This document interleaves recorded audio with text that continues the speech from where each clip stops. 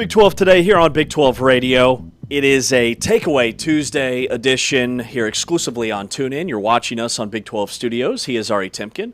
I'm James Westling. Anthony Smith behind the camera on the video side. Taman Turner, T-Chains behind the board on the audio side. We're going to have a little Let's Get It On today, or is today Valid or Void? Valid or void? Today is Valid or Void. One and the same. Super similar, but very different. Very different. Importantly, distinctively different, James. Okay, so today is Valid or Void, where we can agree if a statement is valid or void, and we've got some good stuff in terms of the latest bracketology. TCU, UCF, West Virginia, all three find themselves right in the thick of the bubble watch situation, so we'll break that down. Clone Wars last night in Ames, Iowa. Iowa State gets a massive win, the respect game for Iowa State. And then in this first hour, give us a little just the tip version, a little tease of this offense in the NFL and defense in the NFL and college football. What are we talking about there? Let me toss it to you.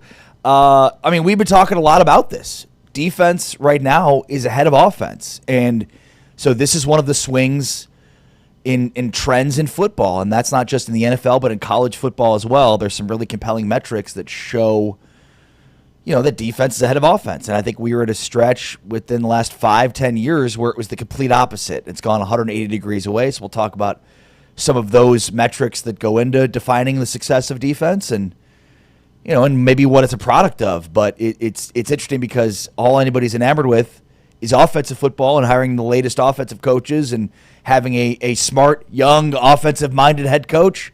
And yet, despite that, it's defense that's winning championships right now in football.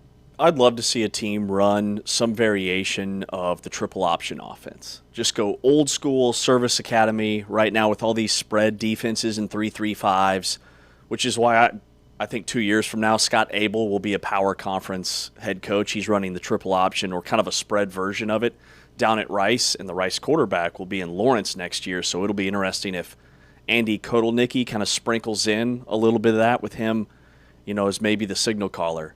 So, yeah, that's really interesting. And as soon as you said that, my first thought was that because Andy Kotelnicki had run sort of a variation of the spread option with Kansas with Jalen Daniels, and, there's going to be an interesting quarterback race there. Isaiah Marshall's a guy that's a dual threat that could certainly run that.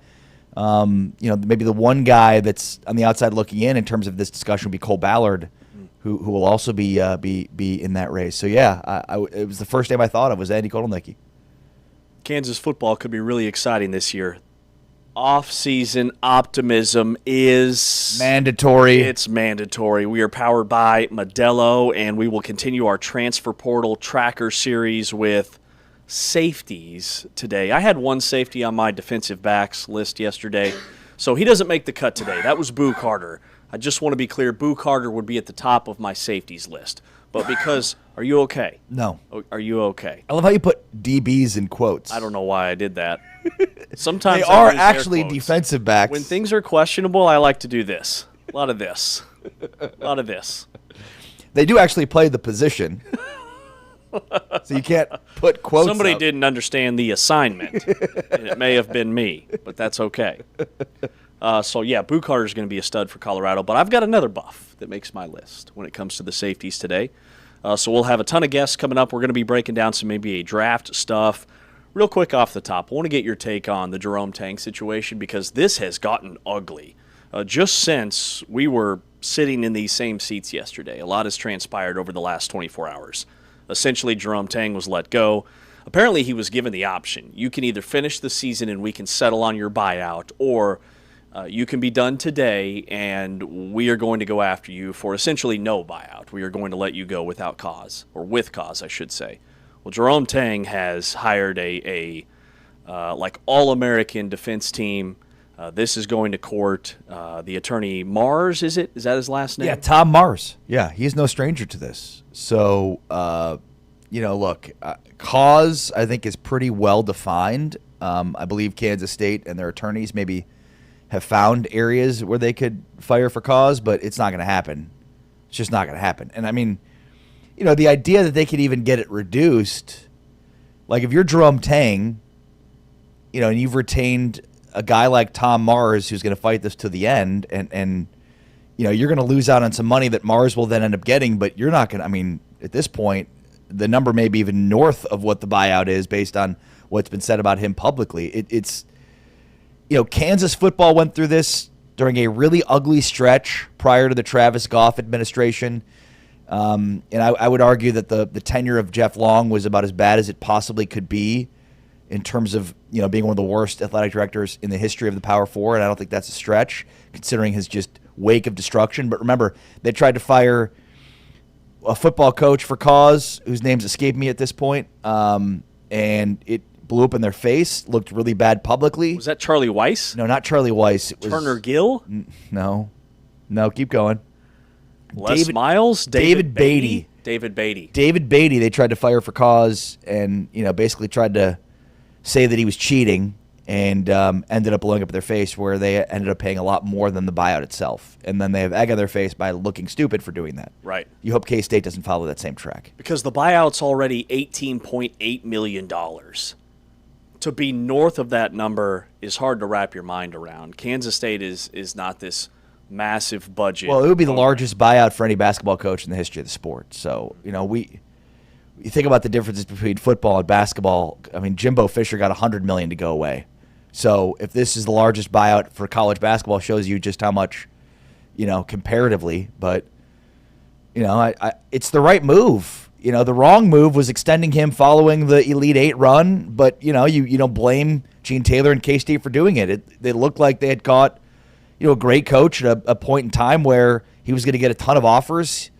And so, you're backed into a corner in that situation. The Arkansas job opened, and so there was feelings like Tang could leave and take that job, and and so they had to extend him, and now because of that, they're in this situation.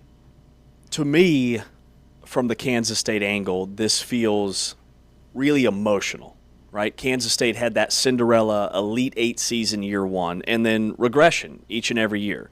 Well, after that Elite Eight, expectations just went through the roof. They exploded. And Kansas State didn't just invest in Jerome Tang, they invested in that feeling of being an Elite Eight caliber team. And they went all in and signed him to this massive deal. And once that feeling and the success faded, the patience faded. And essentially, for me, I don't feel like you get to rewrite the contract because you're mad or disappointed or any of those things. I think it's time that Kansas State, the part about not being able to settle, Jerome Tang, I think K-State feels a little bit bamboozled. But the bottom line is K-State went through that contract, they put it together, and it's time to pay up. I think that the damage from the publicity, the PR backlash, and negative attention that will surround the program if this drags on is not going to be a good thing for Kansas State, and ultimately Jerome Tang's going to win. It's time to just pay the money, cut your ties, and move on. Yeah, well said. Completely agree. All right, as we kick off the program, a couple of just little bullet points here. Richie Saunders is out for the year for BYU. Does that just completely bury BYU in terms of the rest of their season? I pulled a tweet that had kind of some analytical, the impact of Richie Saunders being done for the year for the Cougars. So everything shifts, and this is from College Basketball Analytics. A.J. DeBonce's usage was about 30% with him on the team. It bumps up to almost 40% without him. Same thing for Rob Wright. This is a team and a roster that already has a very short, thin bench. This is their third season-ending injury of their top 8 guys. There's only 5 on the floor at one time. So for BYU, how do you see this impacting the Cougars? Yeah, this greatly impacts their ceiling, obviously, and not just because Saunders is that dude, but because, as you just alluded to, their depth was a huge issue for them. So, yeah, Saunders, when you think about his points, his shooting percentages, they didn't dip despite adding Rob Wright and A.J. DeBonce, which says a lot about his game and how it's moldable to other players. I think that should speak to NBA front offices. I also think, 2 underrated aspects of his game. The dude was averaging just less than 2 steals per game. Mm-hmm. So a elite defensive player, an elite two-way player. and also a leader for this team, a leader for this program. So without that, I mean, that's hugely detrimental. So, I mean, yeah, you're losing a 20-point scorer, a guy that's, a 40+% three-point shooter, a guy that's averaging just under 2 steals a game, a leader. There's no replacing that. I mean, 20.8% of their total production is from Richie Saunders. So, and they're number 351 nationally in bench scoring. 351, that's an actual number. There's 363 teams that play Division I basketball. And they're 351 in bench scoring. So, yeah, I mean, already without Dawson Baker, you mentioned the top 8, so it's sort of multifaceted from the standpoint of there's no replacing Richie Saunders because he's that dude, but also, like, they just don't have depth anyways. So, yeah, this is a huge loss for a BYU team that had, high aspirations, has spent a lot of money on this roster, as many have in the Big 12, and I think there's a clear cut now after those top 5 in the Big 12 to 6 BYU and then to the rest of the Big 12. Mm-hmm. Yeah, the cut line goes from 6 to 5, definitely, in terms of that upper echelon in the league. Here's what BYU coach Kevin Young said about just the emotional toll that this takes on BYU's roster. I think it sucked the life out of the gym, if I'm being honest. You never want to see an injury to any player, but definitely to someone who's, the heart and soul of our team, bleeds BYU blue, and, just didn't like seeing it. But, unfortunately, you got to move on, right? You got to find a way to come in and channel that emotion. I thought Tyler did a great job of coming in, making a couple shots, and then obviously Alex hit one and hit the huge one there at the end, but it's a team game, and guys got to come in off the bench and be ready to go, which we haven't done a lot of this year because those quote-unquote other 3 guys have been so good. But I was proud of those guys that come in and ready to contribute to the win. BYU is now kind of flirting with around 500. They're 6-5 in Big 12 play, and in the standings, they're part of that logjam with TCU and West Virginia 7-5 in Big 12 play, and UCF. By the way, TCU and UCF, a massive game tonight in the Big 12. Joe Lunardi's latest bracketology has TCU as part of the last 4 in. He has nobody from the Big 12 first 4 out. He has West Virginia now entering the conversation as part of the next 4 out, and then his next 4 of the next 4. He does like a dozen teams, features Oklahoma State and Baylor, part of that next 4 of the next 4 out. But right now he's got TCU in. Yeah, it sounds like there, again, could be as many as 9, as few as 7. I'll correct myself by saying 6 because I think at least one of the UCF, TCU, West Virginia variety gets in. Definitely. In addition to the top 5 in BYU, which is the top 6. So, yeah, I mean, I think we're looking at as many as 9. But I don't know that they get 9 because for all the, somebody's got to lose tonight, right? There's basically a round robin now that happens between TCU, UCF, and West Virginia. So whoever, I guess, fails in that round robin is going to find itself probably on the wrong side of the bubble. It's going to play itself out. And TCU's got 2 huge ones this week with UCF, and then on Saturday they host West Virginia. All right, before we break down the Houston-Iowa State game last night, massive win for Iowa State, 70-67, the final up in Ames. That Hilton Magic was very real. But the latest AP Top 25 has Houston at number 2, Arizona number 4, Iowa State number 6, Kansas climbs to number 8, Texas Tech, even with their win at Arizona, because they have 6 losses, checks in at number 13, and BYU at number 23. Any beef with this AP Top 25 as we look at, on Big 12 Studios, the rankings? Well, look, I mean, Texas Tech, I think, is 16 in the net. They're 16 in Ken Palm. They have those 6 losses, as you alluded to, but they have 3 of the best wins in college basketball. I mean, we're going to keep mentioning it, but Houston, Arizona, and Duke have combined for 6 losses, and 3 of them have come to Texas Tech. So that is impressive at the top. So, yeah, I mean, you can make the case for them to be top 10. But I'd say 5 in the top 15 is pretty good, and we'll dig into this further coming up. But, the Big 12, the 5 at the top are, I mean, there's just some unbelievable numbers that are eye-popping in terms of just how good the Big 12 is at the top. But those 5, again, are top 16 in the net, top 16 in Ken Palm. So they're at least higher in the AP poll, Texas Tech is, than they are in some of the other metrics. Mm-hmm. I think the only thing that that holds them back is the fact that they have about 2 or 3 more losses than a lot of other teams ranked higher than them. Gonzaga's 25-2. They fell last week after they lost to Portland. Illinois is 21-5. Nebraska's 22-3. But the eye test, part of me says Texas Tech is better than all of those teams. I mean, Texas Tech, I think, could beat Purdue right now, who's 21-4. This is a really unique year in college basketball in that there are so many teams with 2 or 3 losses. I can't remember a year.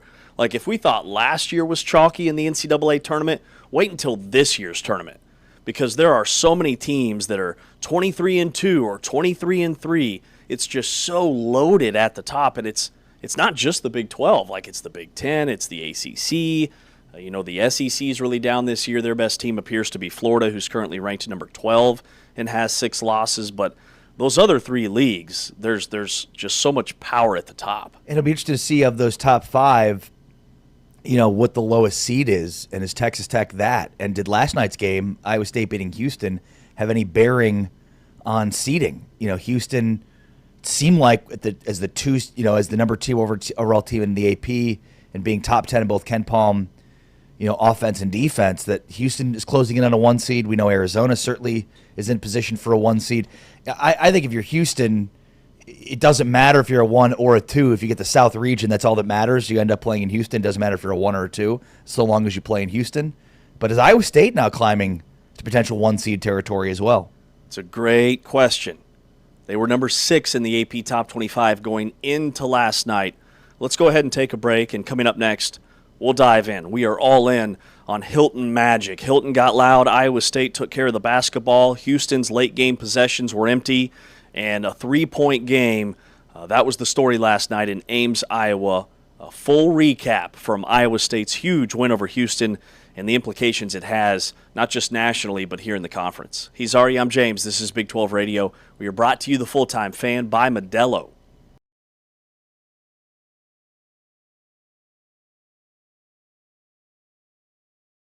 The group of the Final Four. And they're on this game for a reason. Later with Tugler on him. Momcilovic. Shot clock winding down. Jefferson way downtown. And he knocks it down.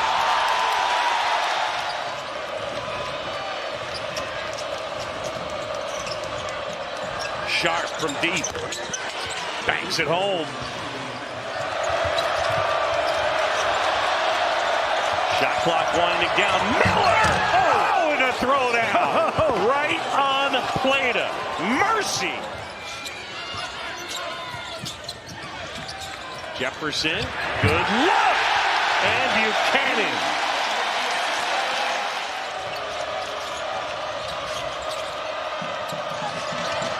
Inside, and Uzan with a left-handed off the glass and in. He has that down, John. Good place for a pick and roll right here. See if they can get Flemings and Sadak. Flemings pull up. Got it. It's a good opportunity. Sadak spinning. Jump hook. Got it. Shot clock winding down. Lipsy. Got to get something up. Heisey catch and shoot.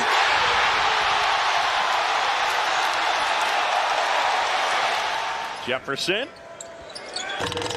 Oh, he missed it. Flemings chucks it down. Iowa State knocks off Houston. What a ball game.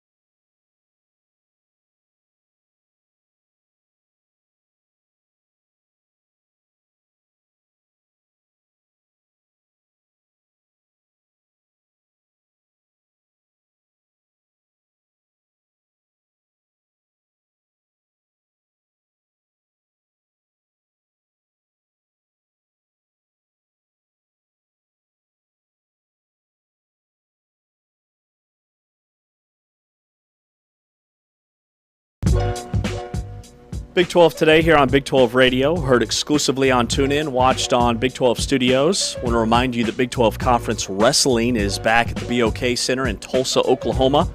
The 2026 Big 12 Wrestling Championship, presented by Allstate, returns Friday, March 6th, Saturday, March 7th. Tickets and premium hospitality, they're available now at bokcenter.com/events. That's Big 12 Wrestling, just a couple of weeks away. March 6th and 7th at the BOK Center in Tulsa. He's Ari Timken. I'm James Westling. Big Monday last night. Iowa State gets a massive win over Houston. Clone Wars in Ames. Before we hear from TJ Otzelberger, any concerns with Houston? Like, has the Houston physicality hit a wall, or was last night just kind of the price of playing that style? No, I mean, I think this is life on the road in the Big 12. Again, I think it's funny that Kansas and Allen Fieldhouse get singled out for getting calls, but that's just kind of the nature of the beast. You get calls at home. Houston fans will point to a kickball, a phantom kickball that was called late in this game as the deciding factor because of the run that it allowed Iowa State to go on. Officials never lose games for you. You've got, there's moments that happen following the calls that you've got to change if you're a player in that game, and that didn't happen. So you can never, go back and be like, well, that call decided the game, because you got to make plays at the end in order to ensure it. In fact, Milos Uzan missed a critical front end of a 1-and-1 that Iowa State was able to get a rebound on and then go shoot a three that took a lead. And then later in the game, Blake Buchanan missed the front end of a 1-and-1, and Tamin Lipsey skied for the rebound, right? That's two differences there. If Houston gets the rebound on Uzan's miss, then maybe they win this game. Heisey hit two big threes. And Momcilovic and Heisey were kind of quiet in the second half after exploding in the first half, especially Momcilovic. But Houston was up 10 with under 7 to play. And, it was Jamarian Bateman, Nate Heisey that hit some big threes, hit some big shots, and then Iowa State just closed it out. But no, I don't think yesterday was an indictment on anything Houston other than it's tough to win on the road in the Big 12. And look, if you're one of the top 5 teams here, you've got to protect your home court. You've got to. Texas Tech gets a win at Arizona. That's as big as it gets, because most of these big wins have occurred, on home floors. So Texas Tech winning at Arizona is as big as it gets for that reason. Absolutely. This game was wild in that, Houston had control. Houston had, as you noted, a double-digit lead with 11 minutes to go. Iowa State closed the game on a 17-4 run over the final 7:09. Yeah, it was 63-53. So whatever that number, it ended up being 70-67 as the final. So there you go. 17-4 run. Iowa State, remember, on the road against TCU, they allowed TCU to close the game on a 12-0 run. But at home, I thought their depth was a huge factor. They score 70 points against the nation's, a top 3 scoring defense, and their leading scorer only had a dozen in Joshua Jefferson. It was a balanced attack, which says a lot about Iowa State being more than just those big 3 of Lipsey and Jefferson and Momcilovic. It was a total team effort. Kingston Flemings bounced back for Houston. He had a game-high 22. Emmanuel Sharp, though, he had 16, but all 16 of his points came in the first half. Iowa State really clamped down on him in the final 20. Yeah, and he was, he sat a lot in the second half due to foul trouble. He sat with 4 fouls for a good portion of the second half of this game. So I think, the defense and then, foul trouble kind of took him off his game. And again, this is life on the road, everybody points out Allen Fieldhouse, so you get calls, but home teams get calls at home. That's kind of the way it goes. And it's probably a big reason to why you can't overreact to any one loss or any one win. And that means, both ways for Houston and for Iowa State. And Emmanuel Sharp, this is the second game in a row that he's been in foul trouble. Remember, he fouled out against Kansas State on Saturday, and then he sat a good portion of the second half with those 4 in this one.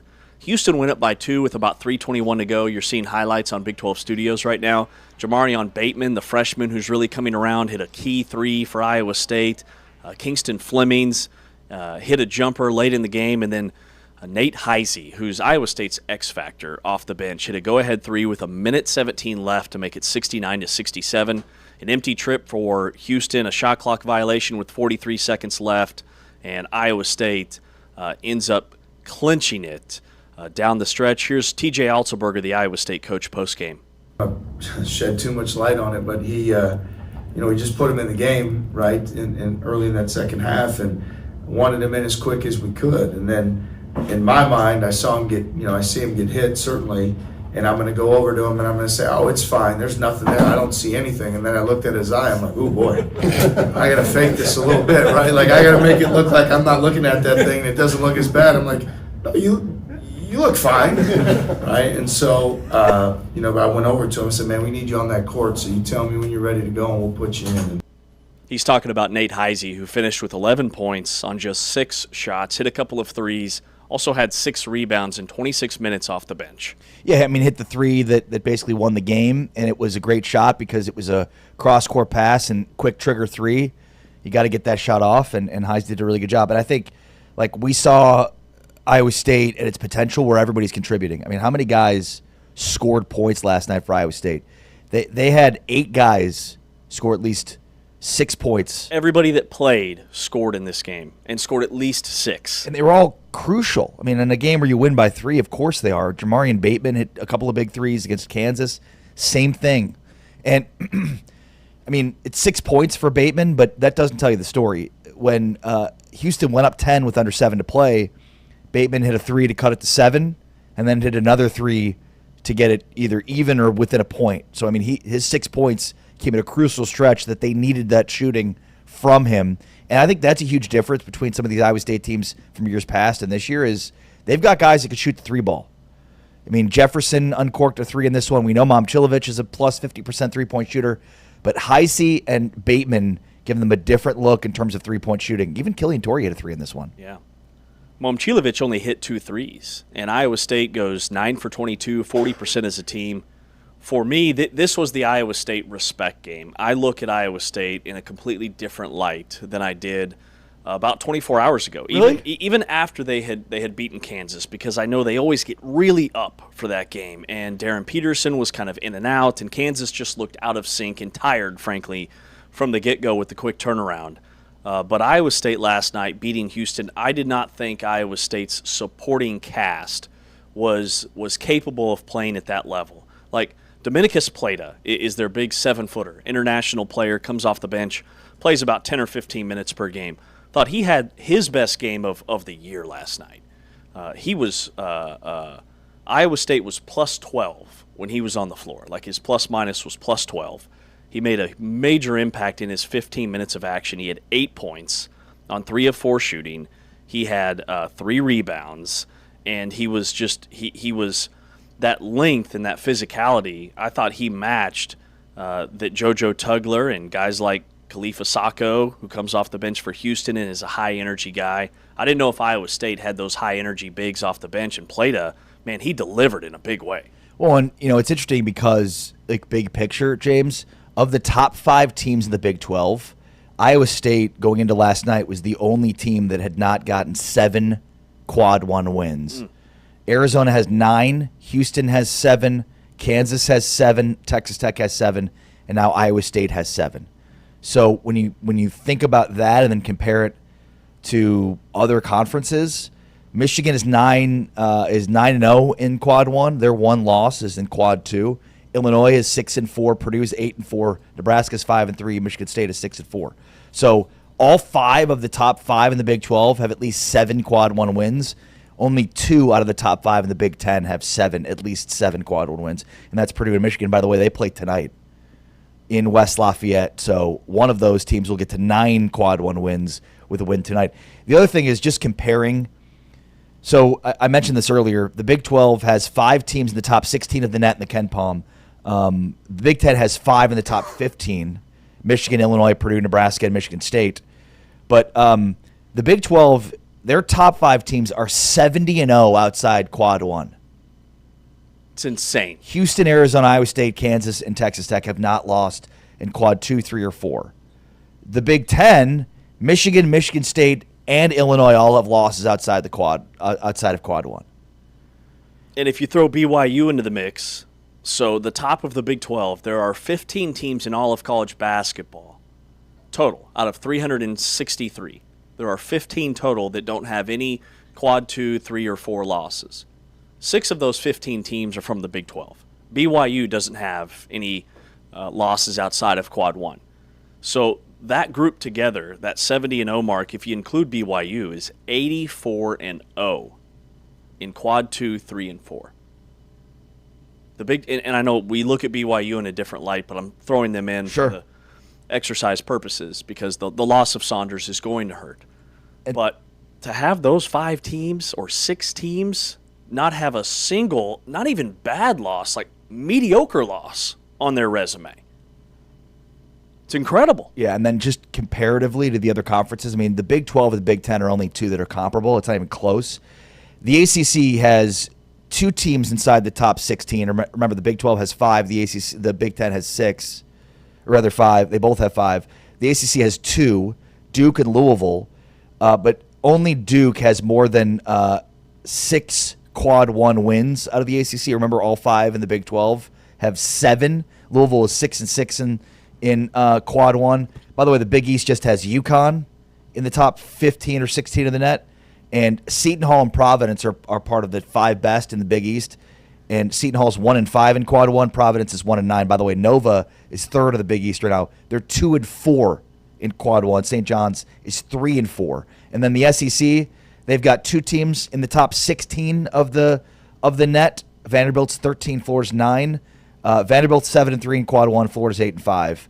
But Arkansas, Alabama, and Tennessee all have less than 7 Quad 1 wins. So again, it's not even comparative. The Big 10 and the Big 12 both have at least 5 teams in the top 16 of the net in Ken Palm, and the Big 12 has all 5 of their top 5 teams with at least 7 Quad 1 wins. Nobody comes close to that. The fall of the Big East, at least for this year, is surprising to me because coming into this NIL era, I remember all the buzz about, well, these schools, they don't have football. They can take their $20 million and allocate it all for basketball. Well, I think what got lost in that is that football is the number one revenue generator. And when it comes to third-party NIL deals and the revenue that football generates, that gets trickled back down to basketball. And those Big East schools not having football programs, at least at a high level, I think is impacting the conference. Joe Lunardi said if the Pac-12 was formed for next year, the Pac-12 would have more bids in this tournament than the Big East. Wow. And not like the old Pac-12, the new Pac-12. The new Mountain West Pac-12, if you will. Exactly. Yeah. So yeah, I mean, the Big 12's dominance right now at the top is kind of absurd. I mean, the 70-0 outside Quad 1 is ridiculous. And, we'll see how much it benefits them because it's clear the Big 10 and the Big 12 are the 2 best, but even the Big 12 numerically just has better metrics overall. So we'll see, what it means in terms of seeding. But it looks like, with Duke being a shoo-in for a 1 seed, and then UConn as well, does it make as much sense because of just comparatively those conferences? Yeah. Duke won by almost 40 last night over Syracuse, and Syracuse had won 2 in a row. ESPN was really hyping that game up, and Duke just pounded them. Kelvin Sampson, he talks a lot about needing a little bit of luck in high-quality games, and last night Houston didn't have it. An offensive rebound for Iowa State, a missed free throw front end of a 1-on-1 from Milos Uzan. Here's Kelvin Sampson. Let's play some of this clip from Coach Sampson about no excuses when it comes to Houston and their L. Well, he's our best shooter, so he was playing good, but those are 2 really good teams. I'm not going to sit here and start making excuses. That's not what we do in Houston. And we had our opportunities. I thought the big exchange was we missed the 1-1, and then Heisey makes the 3 in the corner with 2 on the clock. That's how you win. It's also how you lose. We've been there on that exchange. We came out of a timeout, and when they executed well, had a really good look, missed it. So we played good enough to win. I thought our offense rebounded, picked up the second half. Thought we had a good plan for most of the things. Not going to take everything away. I think we did as good a job as you can do with Silovich. You know, his length and his range. I thought our guys did a good job there. But you know, Iowa State's good. You know, it's not an easy place to come and win. But you know, when you put yourself in a position, it's disappointing. He talks about that at length. Like, you put yourself in a position to win or lose a game, and sometimes it comes down to just one or two little things. Like, this was a really clean game. There were only 10 combined turnovers the entire game. Iowa State had just 3. Houston only had 7. Both teams took care of the basketball. I mean, Houston leads the nation in fewest turnovers at around 8 per game. So to have 2 teams combined for 10, I mean, it was just a great basketball game, and Houston had a chance, just didn't get it done. Yeah, I mean, what the Big 12 has here now is a bunch of Final Four type matchups. I mean, we're seeing talent, coaching, execution at a Final Four level at the top 5 of the Big 12. And that's what this game was. This is not just we say they're top teams because they are. This is watch the games and you'll see how good these teams are. I think Houston was +4 on the glass. So, I mean, the turnovers and rebounding were pretty much equal. And yeah, I mean, literally, Milos Uzen misses the front end of a 1-and-1. Houston can't get a rebound. Iowa State gets the rebound. They go hit a 3. On the other side, Blake Buchanan misses the front end of a 1-and-1, and Tamin Lipsey skies for the rebound. There's the 2 plays. There's 2 plays that ended the game. Mm-hmm. Could have gone either way. It was a win-win for the league with a banger last night in Ames. That Hilton Magic is alive and well for Iowa State. All right, coming up next, we pivot over to college football. Defense over offense. Are they ahead of the curve in the NFL and college football? We've got some data to support that from Seattle to Norman. Our defense is starting to dominate again. We'll discuss. This is Big 12 Today on Big 12 Radio, exclusively on TuneIn.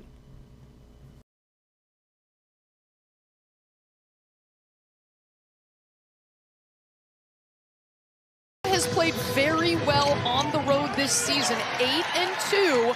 On their 3rd trip, looking for their first points.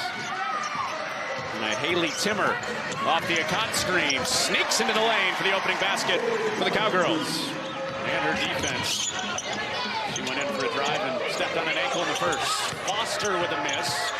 Amari Whiting battling for the rebound, the save. Brooke Walker is right there and banks it home. Both leading scorers were relatively quiet in that first half as Akot uses the bump to score. At least that's back-to-back trips. Officials let him play through. But it's no whistle. And Evans ducks under. I love that footwork from Evans. The Cowgirls. Approaching that season high that they had against the #1 team of the country, UConn. And that's a 3 for Gray. There's Wilkie. Gray cuts her off, re-attack, and the scoop is pretty for Maddie Wilkie. After a loss on Tuesday against Kansas State. Had some hard conversations after that. Wooten falling away, and dances off to Akot. 5 players in double figures. Akot one of them with the 12.6 rebounds. And a fall-away pass from Akot. A Gray 3! At home for Oklahoma State the past 2 years. Here on the white maple hardwood. And into the second half, it was wire-to-wire for Oklahoma State. 73-55. Back-to-back wins for the Cowgirls.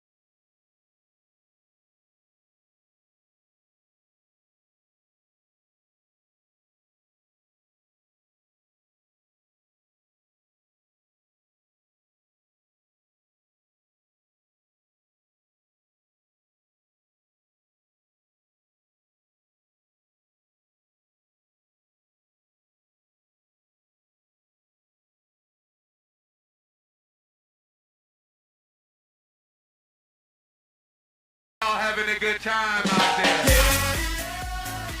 Back here on Big 12 Today on Big 12 Radio, you're listening to us exclusively on TuneIn, watching on Big 12 Studios.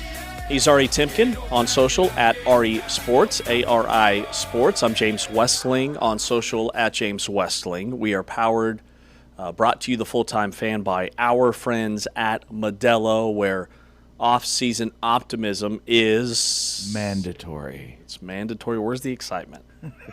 Where's the energy? It's mandatory. Mandatory? Mandatory? You got to be optimistic. When are you going to be? Well, here's one of my favorite Modelo fan rules. Fan rule number 17. You must overreact to spring scrimmage highlights. Yes. Oh, yeah. You can tell everything about what's happening in spring scrimmages and practices. Just read the notebooks about what's happening at practice, and that'll give you a clear sense of how the season will go. There's no doubt about that. They always translate. It feels like we're still living in a world that believes that offense reigns supreme in football. And I think, like most things, football is cyclical.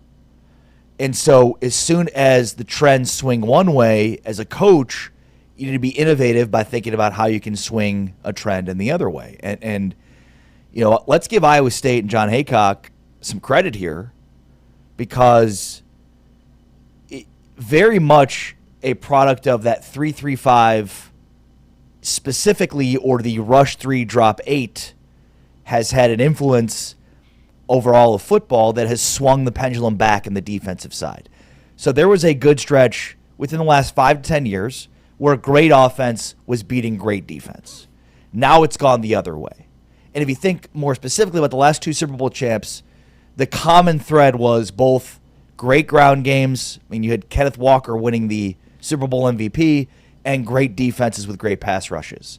I mean, the difference in the Super Bowl this year was Drake May being sacked as many times as he was. The same thing it was when the Eagles beat the Chiefs a couple of years ago. And don't just take those 2 anecdotes as the example. There's lots of metrics that show this via this piece from Saturday Down South. Yards per play. Basically, at the college level, the national FBS average peaked in 2016 at 5.84 yards per play. Basically, since then, the last 9 years, last 10 years, it's been trending down. In the NFL, the peak performance of the modern era came in 18, when teams averaged 5.6 yards per play, and that number has been trending down every year since then. The other part to this is the declining passing numbers. So we used to have very pass-heavy offenses, but because defenses, specifically rush 3, drop 8, are now bringing more coverage to the table, James, that's allowed more softer boxes, which then opens up the run game. And this past season was the lowest pass per game average in the NFL since 2006. The same is true at the college level, where passes per game have declined in each of the last 4 seasons, with 2025's per game average being the lowest in FBS since the 06 season. So again, as soon as teams trend in one direction, everybody follows, and that's exactly what happened with Iowa State's defense. So Iowa State was had limitations defensively against this pass-happy Big 12, and so what do? They ushered in this 3-3-5, rush 3, drop 8 into coverage. You've got linebackers and safeties that are interchangeable, and we're starting to see that now trickle up to the NFL, where a guy like Nick Imwanuri, whatever his name is, for Seattle, was basically a safety linebacker. Same thing. Scoring is trending down after peaking in 16. FBS teams averaged 30 points per game that season, the highest of any year in the 21st century. Since we've seen a steady decline, teams averaged 27.5 points per game in 2025, the lowest of any season since 2009. So points are down basically in the last decade by almost 3 total points per game. Lowest number since 2009. So again, most teams follow the trends. They see what's happening and then react to it. Mm-hmm. The smartest ones stay ahead of the curve by exploiting market inefficiencies. So in an era of pass-happy offenses, finding a defense that rushed 3 guys and dropped 8 into coverage was a market inefficiency. Now it's not. Now it's the norm, and so it almost feels like going back to a 4-3 or a 3-4 traditional lines where you have 7 guys in the box or 8 guys in the box, depending if you want to walk up a safety, to combat the rush offenses that have now taken over in football. It's just funny. The more things change, the more they stay the same. Right. Old school football is winning now.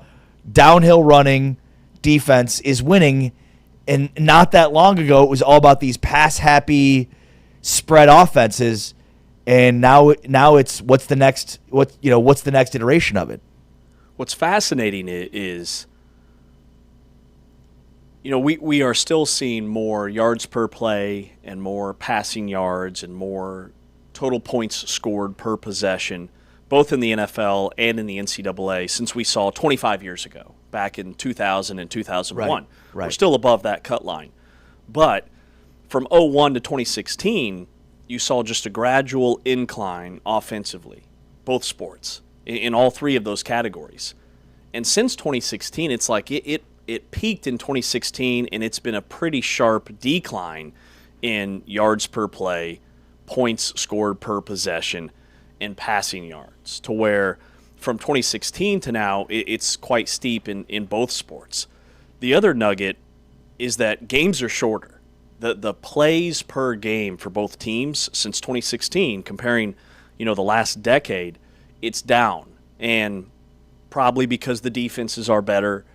But also, I think in college, the new rule changes over the last couple of years, games time-wise, it hasn't moved the needle much. Games are still just as long. They've built in extra TV commercials for inventory. The length of the games are still about the same, but the number of plays ran by both teams are significantly shorter. Yeah, that's a great point. The NFL average was 61.26 plays per game in 2025, the lowest of any season this century. So within the last century, 26 years, wow, 61 plays is the lowest. Teams have averaged at least 62 plays every year since 2008. Meanwhile, college offenses averaged under 67 plays per game for the 3rd consecutive season. That happened just one other time in the previous 22 years. So less plays being run. Yep. So it used to be pace, go quickly, run more plays, throw the ball a ton. Now it's slow it down. We want to, we want to take time off the clock. We want to run the football. And we want to get our defense on the field. And the best offense in college football last year was efficiency-wise North Texas. Their coach Eric Morris goes from North Texas. He'll be the head coach at Oklahoma State this year. But even with them being the top, most high-powered offense, they had the best running back in the country statistically. A guy who led the nation in yards per carry, rushing touchdowns and yards was Caleb Hawkins, who's now at Oklahoma State. So that tells me that the run game is still a huge part of it. So let me ask you this. If defense is back, which this definitely would indicate that's the case, who does that benefit most in the Big 12? Because Haycock is retired. He's not going to be at Iowa State next year. Their defense is going to look very different. Who are the teams that are top of mind when it comes to, if defense is back, who could dominate in this league? Well, I mean, I think Iowa State hired a defensive-minded head coach, which seems like the smart thing to do in this day and age based on what we just talked about, right? Where everybody wants to hire the next smart offensive-minded head coach. Eric Morris is one of them. And that's not to say Eric Morris is a bad hire. I think it's a great hire. I'm just saying, if you want to stay ahead of the trend, it's hiring the best defensive minds, which is something that Iowa State did. Texas Tech, I think it's obvious that they benefit from this because that was a dominant defense last year, and they're going to be a dominant defense again next year. So that's 2 that is top of mind. I also, from this article from Saturday Down South, it's written by Derek Peterson, from Seattle to Norman, our defense started to dominate again. And it dug into basically 9 of the NFL's top 10 defenses made the playoffs. And the Rams were 10th, the other team, and they were 11 in yards per play. So just outside the top 10 in defense. And in college football, 6 of the 12 teams that are in spots in the college football playoff ranked in the top 15 in EPA per play defense, which was Texas Tech, Oklahoma, James Madison. The top 15 averaged 9.4 wins, with 12 of the 15 all clearing the 9-win mark. So defense clearly wins championships. Indiana's 27 points in the national title win over Miami, tied for the second lowest point total of the season by the Hoosiers. They needed to shut down Carson Beck and the Hurricanes. So that just plays into the defensive side of things. But I think your question on who benefits the most in the Big 12 is really interesting because it's twofold. It's one, like teams we're looking at now and how they're set up, but then two, how are you devising a defense for the modern game? Because, again, where Iowa State and John Haycock's 3-3-5 was the best way to combat pass-happy offenses, well, now with the trend being more of running offenses, do you go more of a traditional set? And, look, I think the linebackers are the key here. The linebackers are the biggest key for what you should do offensively to combat their defense. If you walk your linebackers up and you bring too many in the box, you don't run, right? Like this is just basic football here. Teams stopped running as much because they saw boxes that were loaded up. Teams started running more when they saw more guys drop into coverage. Yep.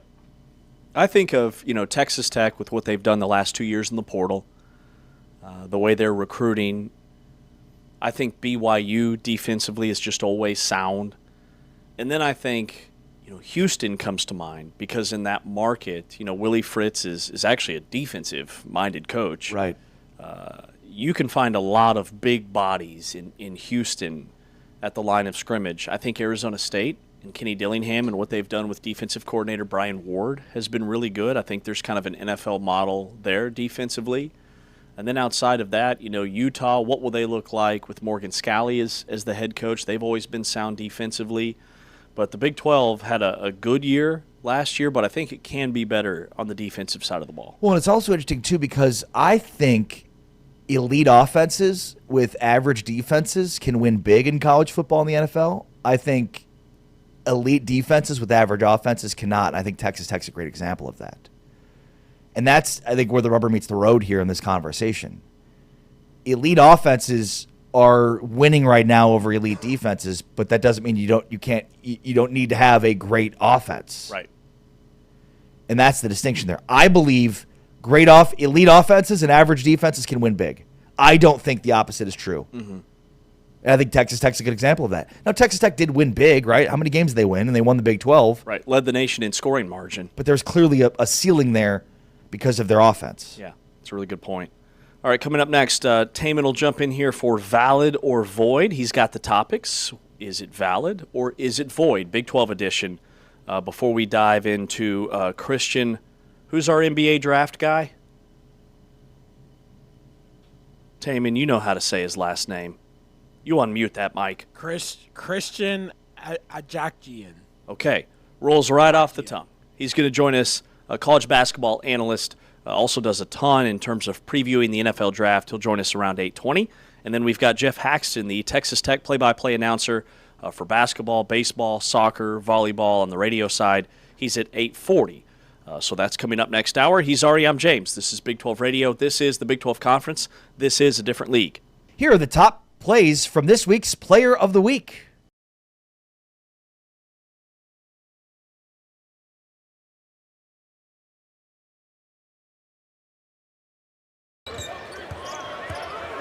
Sheik's got Toppin defending in the lane. That ball tipped by Toppin. Shot clock violation. And you've got more players. And that's Inman trying to defend JT Toppin. That doesn't work out so well. Yeah, size mismatch down low.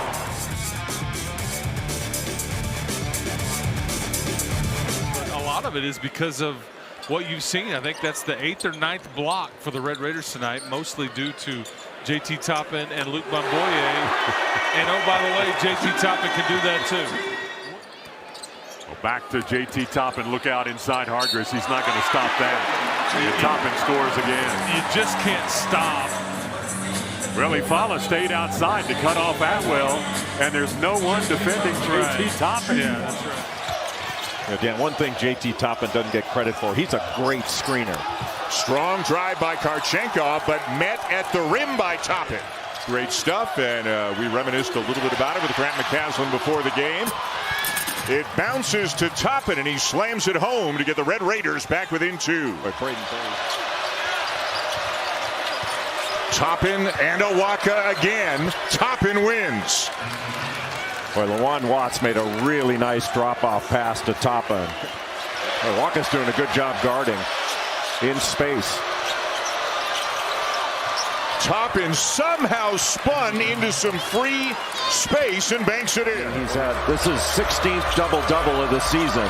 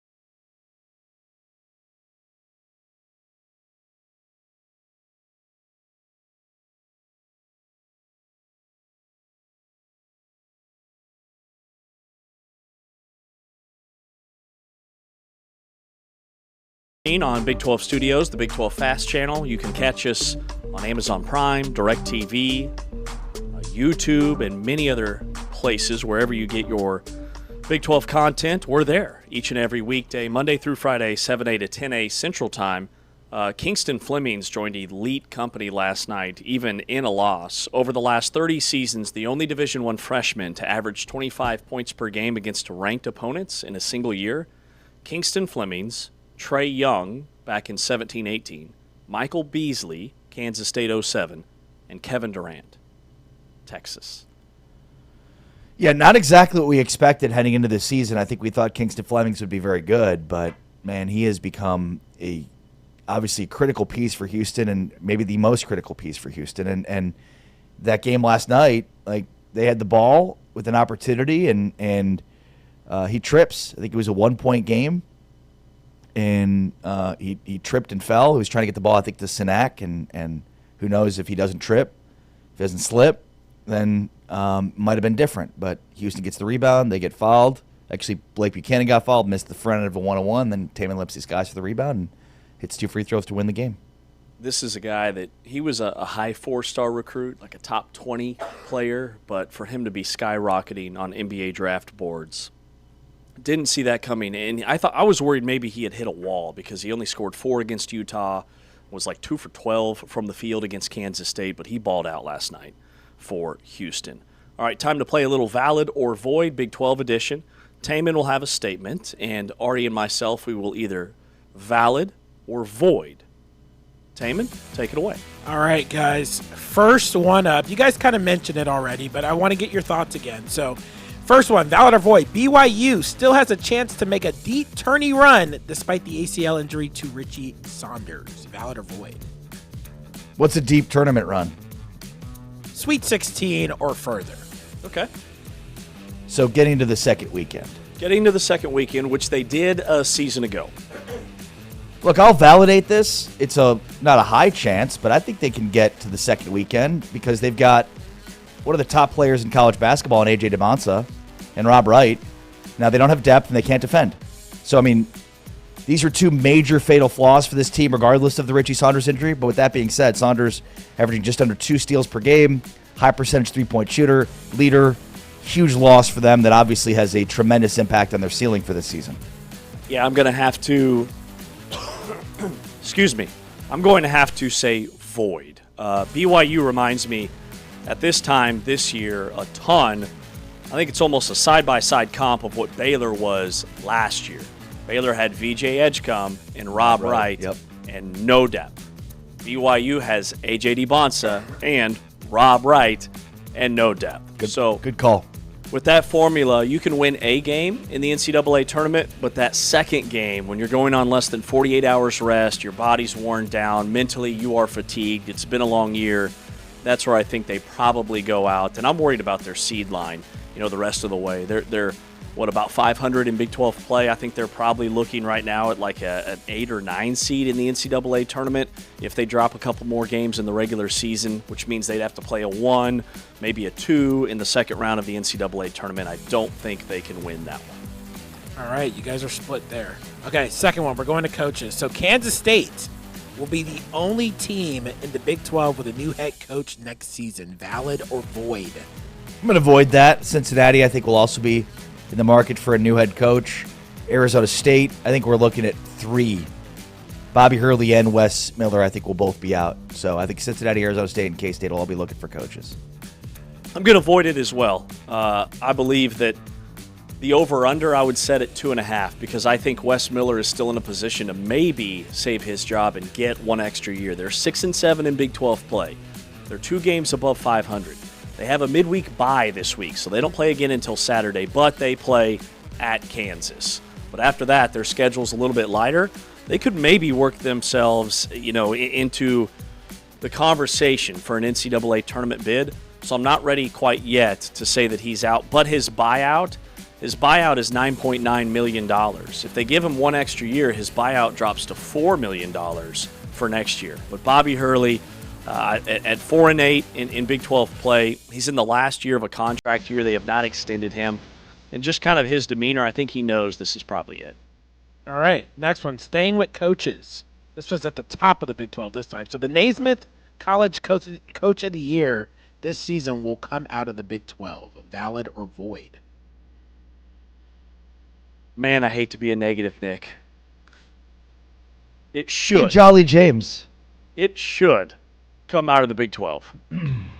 But the nation and the voters and everybody else, they are obsessed with Michigan. Because Dusty May has Michigan at 24-1, number 1 team in the country, number 1 team in the Big Ten. And remember, just 2 years ago, they were 8-24. They were an absolute disaster. So I think it's Dusty May's to lose right now. But with that said, I think Kelvin Sampson, Tommy Lloyd, what TJ Altenberger has done at Iowa State, all of those guys would get my vote. But I'm worried about Dusty May having this thing easy. Yeah, I think, there's probably 2 coaches in the Big Ten that'll be in position for this, which would be Fred Hoiberg or Dusty May. I mean, you mentioned it, in 2 seasons, May has basically completely cleaned up just a putrid program. I mean, Michigan was terrible under Juwan Howard. And, so it shows that it's not just about how much money you spend, but do you have the right coach and do you spend the money? And I think Michigan's a good example of that.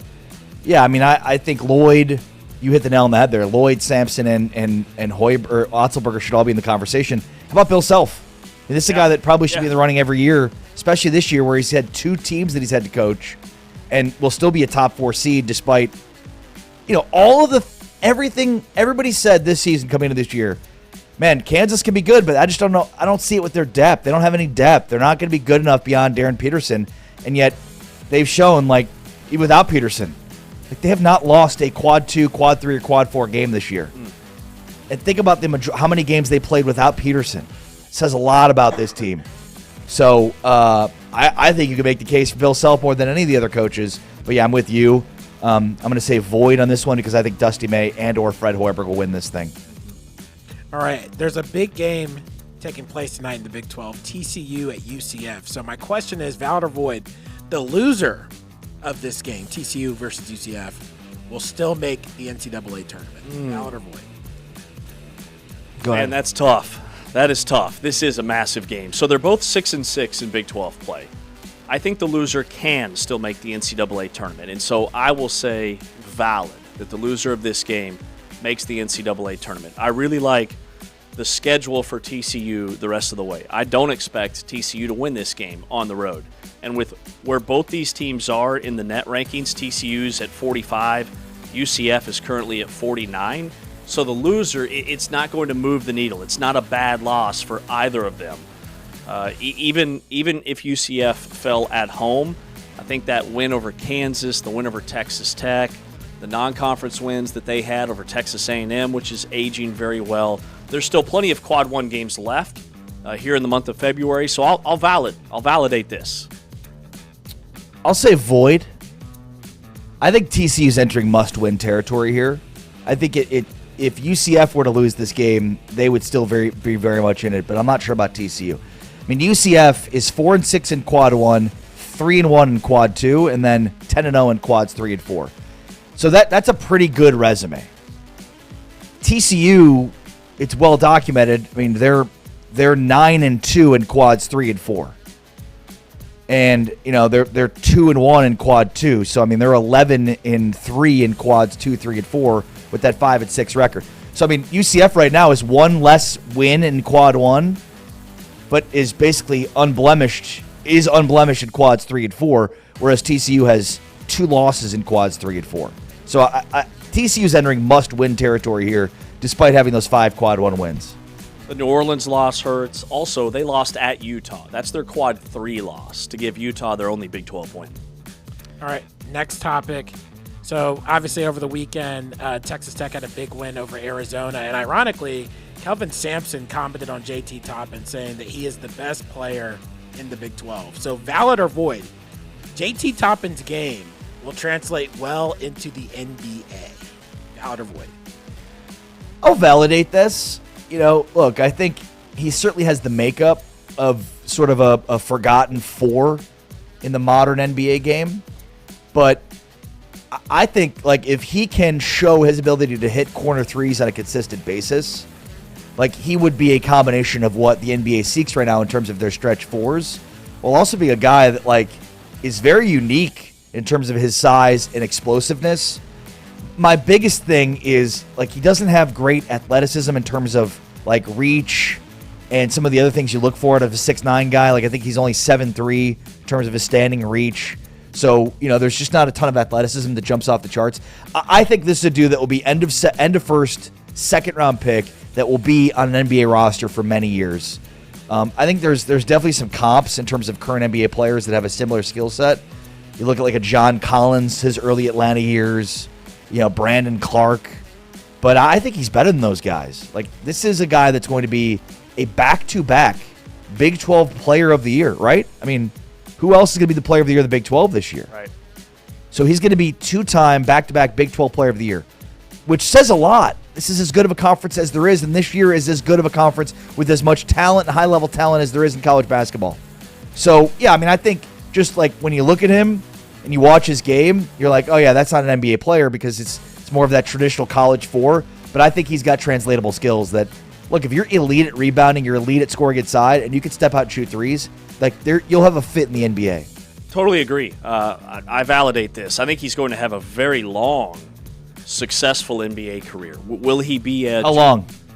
I think he plays a decade. Like, will he be a 2 or 3-time NBA All-Star? Maybe not, but he's 6'9". He's got a little over 7 feet wingspan, and The ultimate test for me was what he did against Arizona. I mean, that's an NBA caliber front line with a 7-footer in Mo Krivas, the league's best rebounder, the nation's best rebounder in Tobe Awaka, and he goes for 31 points and 13 rebounds. Like, what else do we need to see? Also, he's an incredibly hard worker. So he was shooting just terrible from the foul line. They're trying to change his shot a little bit and get him to stop leaning back on his free throws. Well, since January 17th, he's been an 80% foul shooter, which just speaks volumes about how hard he's willing to work to get better. I think he can be an ultimate glue guy. He hits the offensive glass. I think he's probably, like you said, late first, early second round pick. And somebody's getting a steal who can be a rotational guy for, like I said, probably a decade in the NBA. I don't understand why there's all this talk about him not being a pro in any capacity. Guys can be pros and not necessarily be SGA or Kobe. Like, guys can play in the league and come off the bench for a really long time. Yeah, I mean, I think if you're drafting JT Toppin, you kind of know what you're getting. So, like, the floor is, I think, fairly obvious. The ceiling's the one that's not as obvious. Yeah. And that's where I think people struggle. The problem is there's been far too many, fours in the same ilk that have not translated well.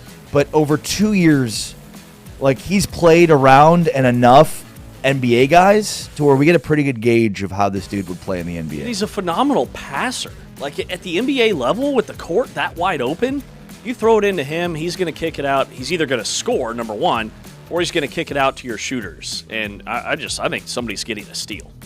I'll just throw this in there. I think he will contribute in a lot of ways that won't show up on a stat sheet. Yeah. He's an elite screener, too. Yeah. All right, my final one, guys. Okay, so there is really no favorite in the Big 12 right now because the top tier keep beating each other up. So, valid or void, there's no favorite in the Big 12 because Houston, Arizona, Iowa State, Kansas, and Texas Tech are the best teams in the country. I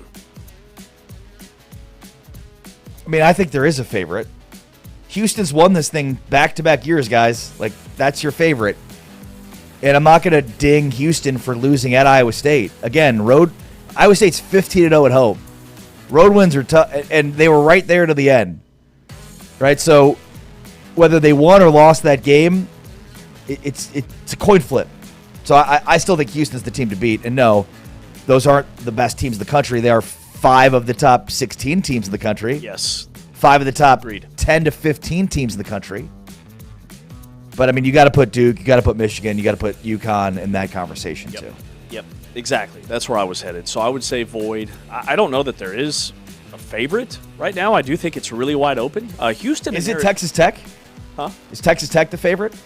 They have wins over Arizona and Houston. They only have 3 losses. They could sneak up there. I mean, and Houston and Arizona play each other this weekend. And then Houston plays Kansas on Monday. So the loser of the Houston-Arizona game, if Texas Tech takes care of business against whoever they have coming up, Texas Tech will jump them in the standings. They will have the tiebreaker over Houston or Arizona. They've beaten both. I mean, no, there's no favorite. But to Ari's point, Duke just beat Syracuse by 40 last night. I mean, they scored over 100 points in league play. They're coming around on both ends. And then, Michigan, you can't look past them being 24-1. I'm not 100% sold on UConn this year. I don't think they're as good as they've been during their recent runs. But I'll say void. Remember, though, UConn doesn't have to be as good as they were in previous years, right? True. They just have to be better than current teams. Houston has Arizona on Saturday and then Allen Fieldhouse on Monday. And then Colorado, Baylor, and at Oklahoma State to finish the season. If Houston wins one of those next 2, they're going to win the Big 12. They play Arizona. That's at the Fertitta Center, right? At the Fertitta Center on Saturday, and then they travel to Kansas on Monday. Houston has won 51 of their last 52 games at home. They're the winningest program in the last 8 years in all of college basketball. If Houston wins that game, regardless of what happens next Monday, they'll win the Big 12. Because they're not losing to Colorado, Baylor, or Oklahoma State to finish out the season. And Arizona and Iowa State still have to play. And if Arizona were to lose on Saturday, they'd have 3 conference losses. Houston has 2? Yep. Houston has 2. So you think 3's the number? The regular season champ has 3? Man. I think 2 is the number. I think 2's the number. You think somebody wins it with 2 losses? I mean, it would be what, Houston? Houston or Arizona would have to run the table. Yeah, well, they can't. Yeah, they play each other. Right. Yeah. So that you think the winner of that game runs the table? All right, 3 losses. I think it's 3. I think it's 3. All right, coming up next, Christian Odjakjian, the college basketball analyst for Enjoy Basketball, will join us. He's also an NBA draft expert. This will be the first time we have him on the show. A huge just supporter and ambassador for the Big 12, so we're excited to talk to him. And then Jeff Haxton, back-to-back interviews. He is the Texas Tech radio announcer for basketball. He'll join us around 8:40. This is Big 12 Today, heard exclusively on TuneIn and watched on Big 12 Studios. Here are the top plays from this week's Newcomer of the Week.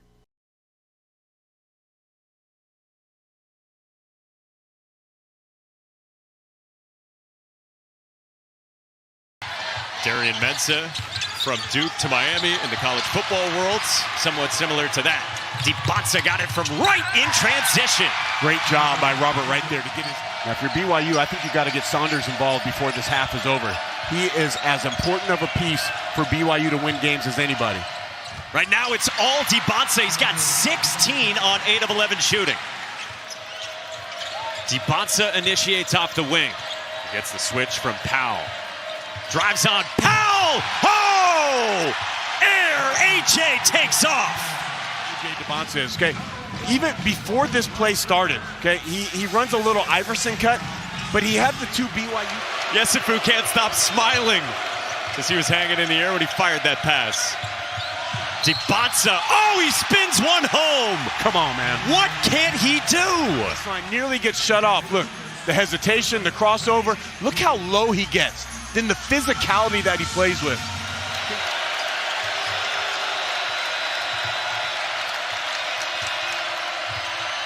DiBanza gets it to go on a foul. How good is this guy? This is so fun. Look at the high pickup right there. And at 6'9", 6'10". 5 seconds came off the clock. Nobody finds DiBanza. Look out. It rolls home. Bošković leaves his feet, floats a pass to DiBanza. Got the defender to fly by. Elevates for 3 and sticks it.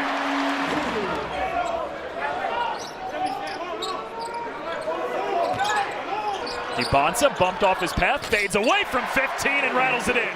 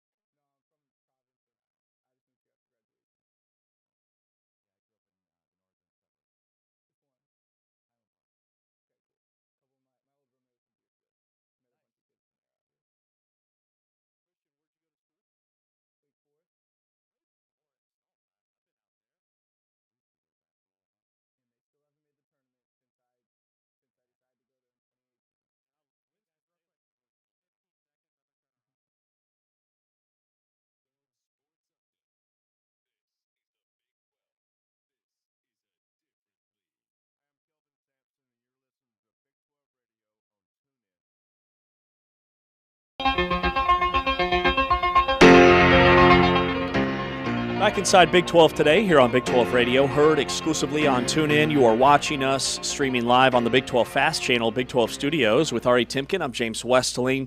Really excited to welcome in Christian Ajakjian, college basketball analyst, NBA draft guy for Enjoy Basketball. First time on the program. Hey, Christian, good morning. Hey, guys. Thanks for bringing me on. Excited to be here. Yeah, excited to have you join us for the we got a first-timer here, Ari, okay? So give us, what was your number one takeaway from last night's Big Monday showdown between Houston and Iowa State? Number one takeaway is that Ames is special, and that the top of the Big 12 is ridiculously good. Some of the high-level matchups we've gotten this game and that Houston-Texas Tech game from a few weeks back stand out to me, but, this is the best teams in the country are in this conference. Yeah, and who do you think, out of the top five, let's say, who do you think are legitimate Final Four contenders?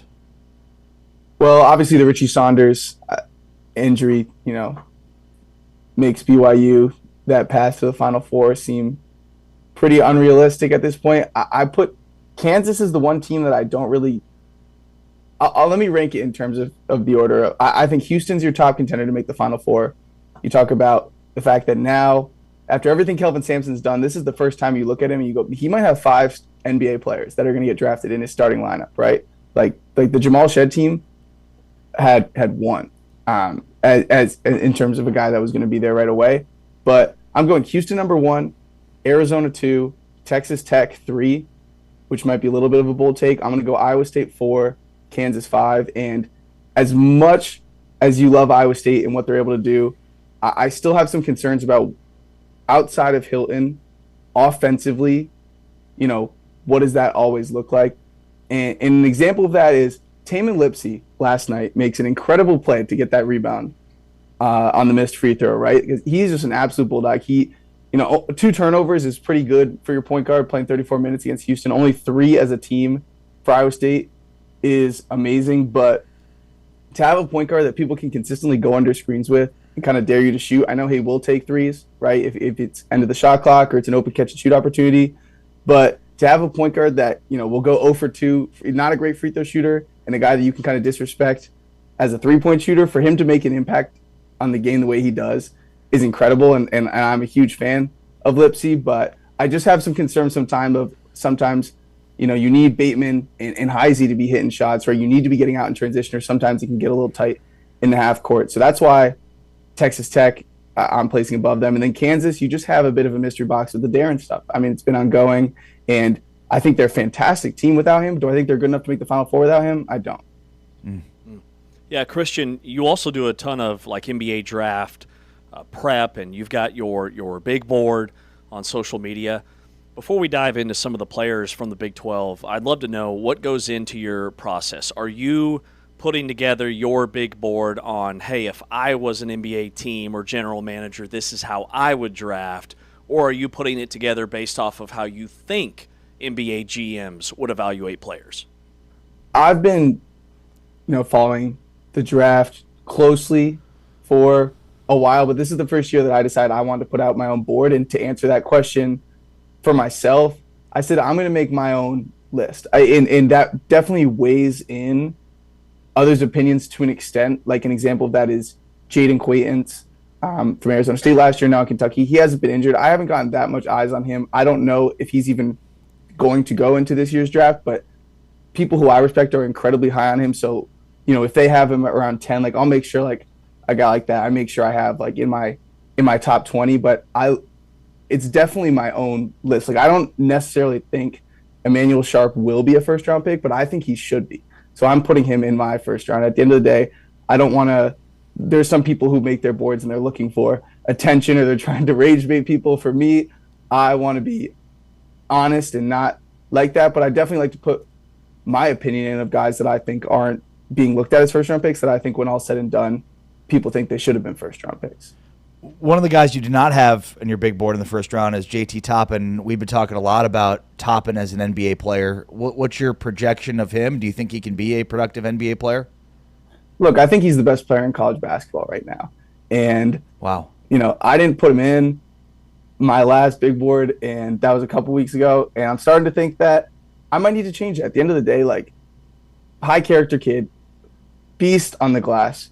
He's unstoppable. Like, the way he can go at guys that, like, the irony is he'll go at guys like a Krivas, right? We're putting Krivas, we're expecting him to get drafted, and Toppin's giving him buckets. It's like he's unguardable. And the three-point shot isn't where you want it to be, but he's capable and he's getting better.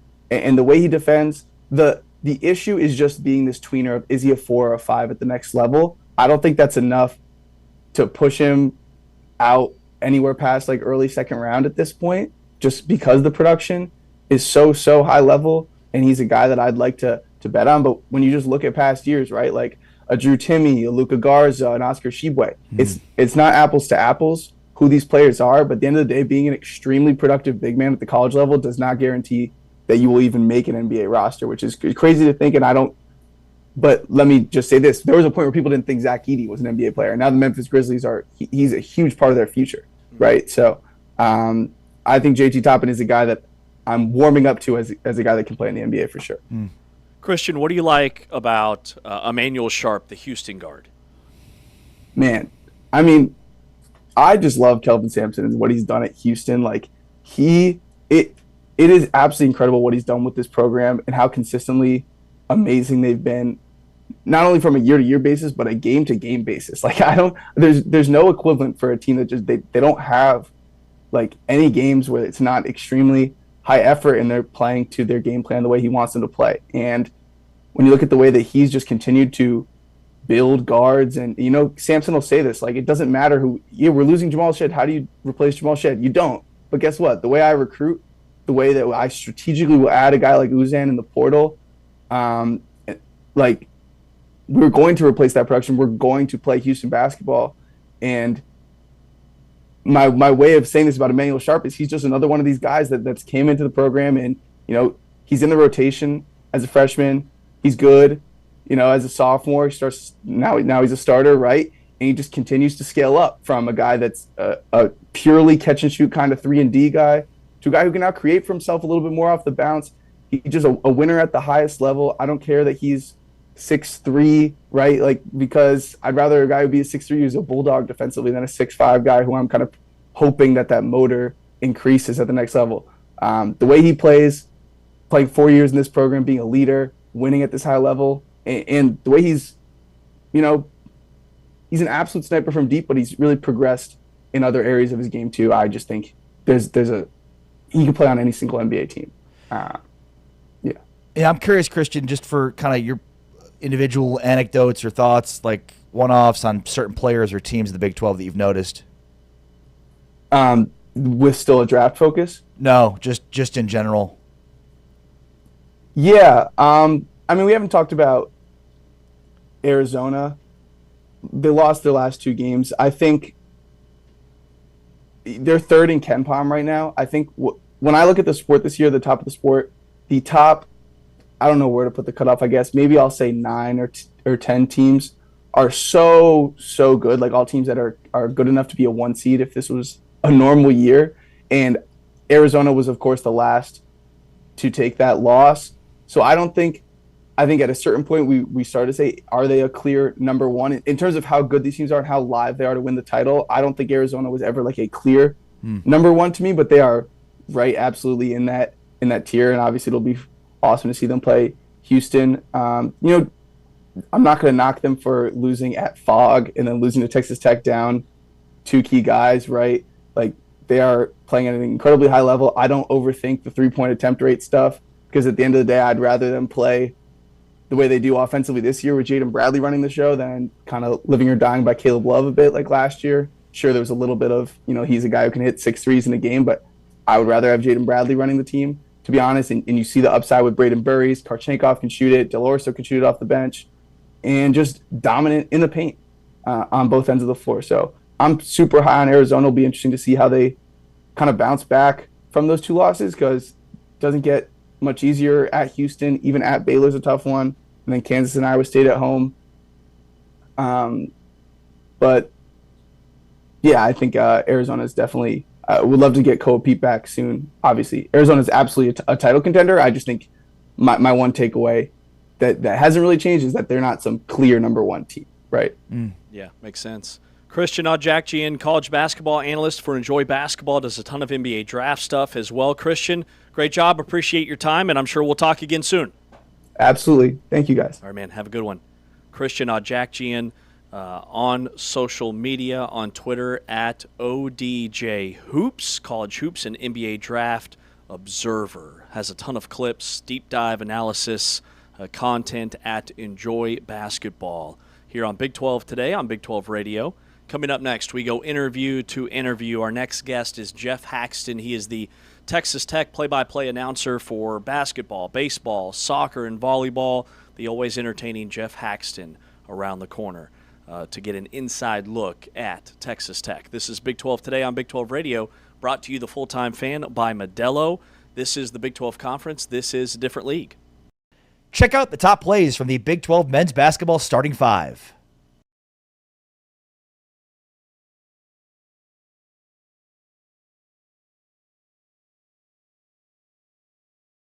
Trying to make it another win, 21-2, third-ranked team in the country. Emmanuel Sharp from way outside hits the three. That's the second three-point bucket in these first couple minutes. And the offense continues to get better and better. And obviously when you have a player like Kingston Fleming.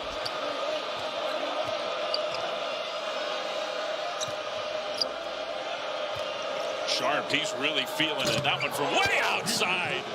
Are you kidding me? Well, we're going to have to see that one again. Sharp, meanwhile. Stop another one.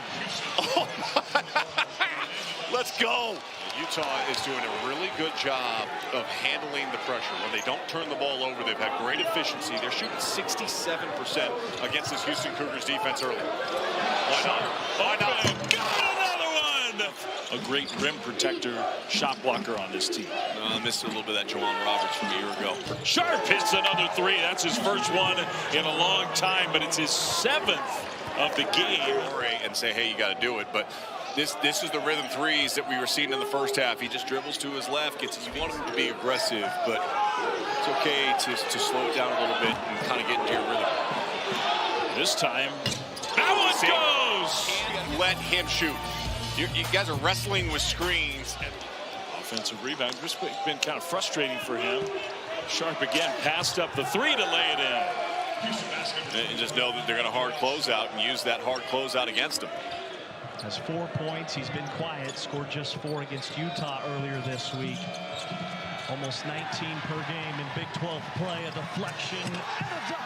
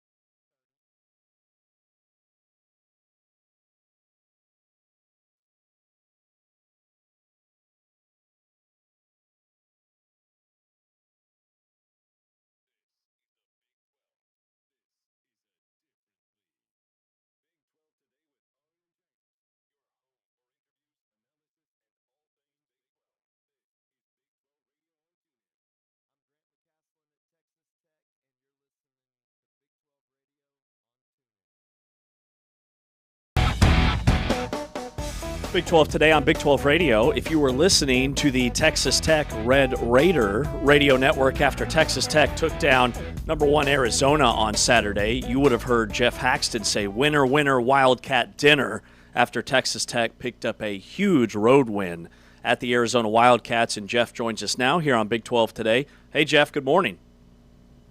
Morning, guys. Yeah, that was something else. It was wild, very wild. Now, Texas Tech plays tonight at Arizona State at 10 p.m. Central Time. Yeah.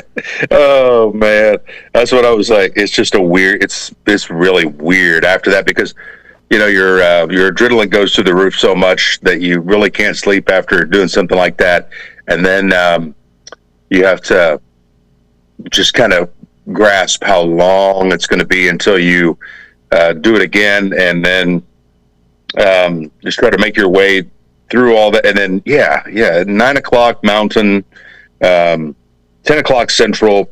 I doubt there'll be anyone there, and it's just like, what, man? Let's play this thing now. Let's do a noon tip off on a Tuesday, but then that's not the way it works. Well, I'm sure Grant McCaslin would feel the same way. Ari and I were talking earlier about when you look at the Big 12 standings, Houston and Arizona only have 2 losses, but they play each other this weekend. It's almost like somebody taps us on the shoulder and says, don't forget about Texas Tech. Like, they're 9-3 in Big 12 play.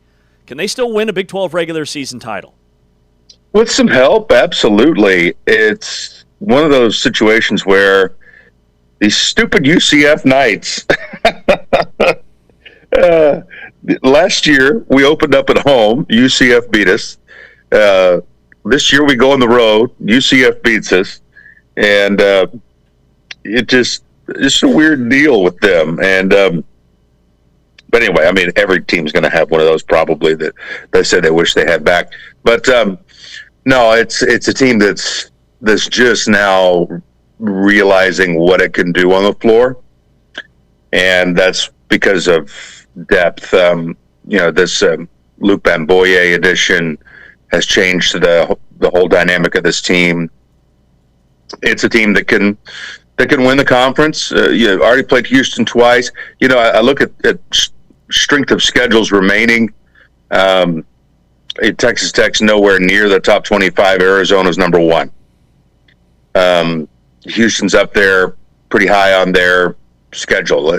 Texas Tech's conference schedule is very front loaded, and the games at home should be wins. At Iowa State, at BYU, going to be tough.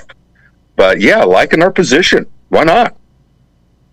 Talk with Jeff Haxton, who's one of the best in the business calling games. Once caught a foul ball barehanded in baseball while calling a game, and for my money, especially being in Kansas City last year, there's nobody more fun to watch calling a game than Jeff Haxton.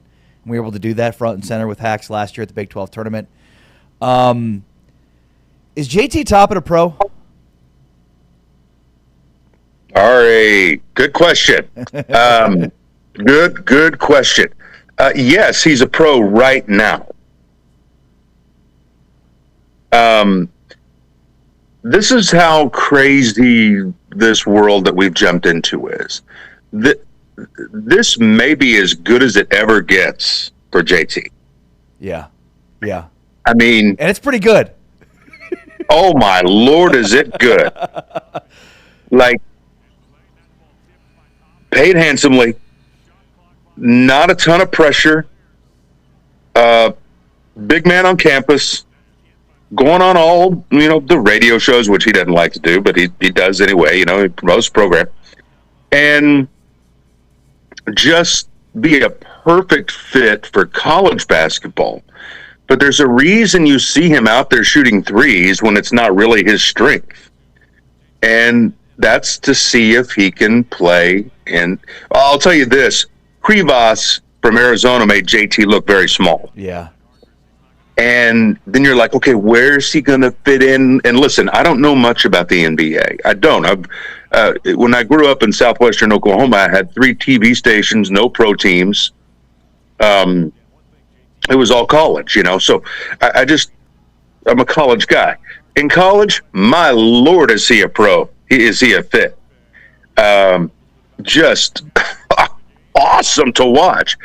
But there's a reason why he's still here, and there's a reason why he may be here next year. I mean, he could. But you know what? All right, I think he's a pro, but I don't know about the NBA. And to your point, dude's dominant. He's arguably the player of the year in the country and is going to be back-to-back Big 12 player of the year. So this may be as good as it gets for him, and it's pretty dang good. Yeah, he's a lunch pail guy that man, he doesn't do a lot of talking or anything. It's just, I'm going to go in here with my skill set, which is a thing of beauty, and put you in a blender, or get the rebound and stick it back in, or here comes the double team. I'm going to fire it to one of our sniper. And this is what makes Texas Tech tough to play, man. It's like, just pick your poison. And I could see it coming back in August. It's like, you want to run that double at JT? He's a really good passer. That Donovan Atwell guy out there can shoot pretty good. Christian can shoot pretty good. And what's made it even a little bit more special, fellas, is like Leon Horner. Leon comes out there and within 30 seconds hits a three-pointer. Do you know when his previous three-pointer was? It was against Oklahoma State on January 3rd, the first game of conference play. Wow. And what a massive lift, right? I mean, and Leon ends up with 5 points. Leon had 4 points against Duke to help beat Duke. He's played very few minutes, but it's just right now it's a good team construct. Jeff Haxton, the radio voice of Texas Tech basketball. You brought up Luke Bamboye, the big guy who's really changed the dynamic of this team. What impact has he had on this roster? He is a guy that gives Texas Tech a choice that they can go big with him and JT, or if JT picks up an early foul, he can go out there and get him and make sure he doesn't pick up his second. But more importantly, let's talk about just on the floor. He redirects so many shots, and also he blocks so many shots. And at VCU, he had 75 blocks in his only other year of Division I competition. Was all A-10 defensive team at the end of the year. Surprisingly, has a pretty soft touch, can shoot free throws well. He's like mid-70s in that percentage. For a big guy, pretty good. And just does the little things that you have to have done. And it's been fun to watch him do that. And he had a bad inside ankle sprain against Northern Colorado. And it actually ended up kind of coming up into his knee and hurting his MCL. So he was out for a long, long time. And now he's back and he's 100%. And his shot blocking ability, or just the threat of that ability, changes our dynamic. Yeah, well said. I mean, because this defensively wasn't an elite team. No. Not that you need to be both offensively and defensively, but it feels like he just completely changes their ability to be an elite defensive team. Yeah, still not elite, Sure. But respectable, not an eyesore, not a weakness, not anymore. With Jalen Petty has improved on defense. Donovan Atwell has really exploded on the defensive scene for a guy that's known as a sniper. So definitely a good defense. When you start talking about elite defense, you start talking about Houston and Ari. I really think Kansas. I know you've got your whole dynamic there, right? But they came into the USA and held Texas Tech to 61 points, and JT didn't go crazy. And no Christian Anderson, but yes, you're right. Yeah, you're right. But I just want to tell you, I was really impressed with him defensively. Yeah. And who's going to win the Big 12? I mean, I think Houston, but they've got to win, each of their next two to run away with it. I mean, they've got Arizona on Saturday, Kansas at Allen Fieldhouse on Monday. If they win both of those, they're the champs. But it looks like 3 losses is going to be the number if they split. That means we got to be perfect. So, honestly, a Big 12 championship would be awesome. That would be the second one in school history and the second one that I've been able to take a part of. The 2019 team won it, shared it with Kansas State. That would be awesome. But what I really think would be even more awesome was just, and it's a fight with Kansas, dang it, is to get to Oklahoma City. And that's what I would love to see happening, being in Okie. I'd love to get back there. But, yeah. Man, it's so much fun, isn't it? I mean, we're so lucky because you look at those teams and just the structure of this league and that it's thriving, and we'll be playing on a weird glass court in Kansas City. I mean, it's all fun. Well, and think about it this way too, from Kansas City, of the top 5 in the Big 12, which are all at least top 16 in the net, all 5 of them. One of them is going to play. One of them is not going to get a double bye. Somebody's going to finish 5th and have to play on Wednesday. Right. Yeah. Yeah. And, that's probably, you can spin that so many ways. It's a good thing, we can get another win on the board and strengthen our resume, and that's how they will spin that. But, this Arizona State game is just kind of an outlier, weird time. You wonder, after the elation and the adrenaline pump that you got on Saturday, what this team will look like tonight against Arizona. I mean, there's no guarantees at all. I mean, on the road at midnight is what it's going to feel like. Who knows what's going to happen? But I'll tell you that, Grant had that little liner there. He's been so much fun to watch because I really think he's got some diabolical in him. He's a sweet man, a family man, but my gosh, the guy can coach basketball. Holy cow. Yeah, he's fun. Yeah, and the guys that got around him too, the staff, amazing. So this group's a lot of fun. So did you guys get your tires slashed, by the way, leaving the arena on Saturday? Well, yeah, I don't know really the protocol of what I'm supposed to say or anything, but because you guys took your bus from Tucson to Tempe, so that's kind of the Arizona, the 2-step you're doing right now. So what happened? Well, what happens is the bus company is in Lubbock, okay, and our guy John, who's been driving our bus for 8 or 9 years, is tremendous, one of the nicest guys on earth, and does his job so well. And so he'll leave a couple days early. On this one, he'd stay the night in El Paso, get up, go to Tucson, be waiting on the tarmac. We get off the plane, get on our own bus. And it's got a double T on it. And this is. Do you have time for this? Yeah. We'd love to hear the story. Oh, okay. Last year in Tucson, we stayed out in the damn desert. Okay, I mean, we were out with the bobcats and mountain lions and whatever. I mean, rattlesnakes, and we were way out there. I mean, like 30 minutes. This year, we basically stayed on 6th Street in Austin. Okay, we're at this hotel, and the stupid drunken kids didn't stop screaming until like 2:45 in the morning. Wow. And I mean, there was the first night, I think there's an assault happening. Okay. So being a little bit curious, I open up the shades, and there's 5 dudes down there, drunken dudes, and they're looking up at me waving. And I'm like, well, that's weird, because I was 6 floors up. Anyway, I get up after we win, and I hear the first thing is like, are we going to file a police report? And I'm like, oh my gosh, anything can happen out of that, right? And I go, so they're like, yeah, our bus tires got slashed.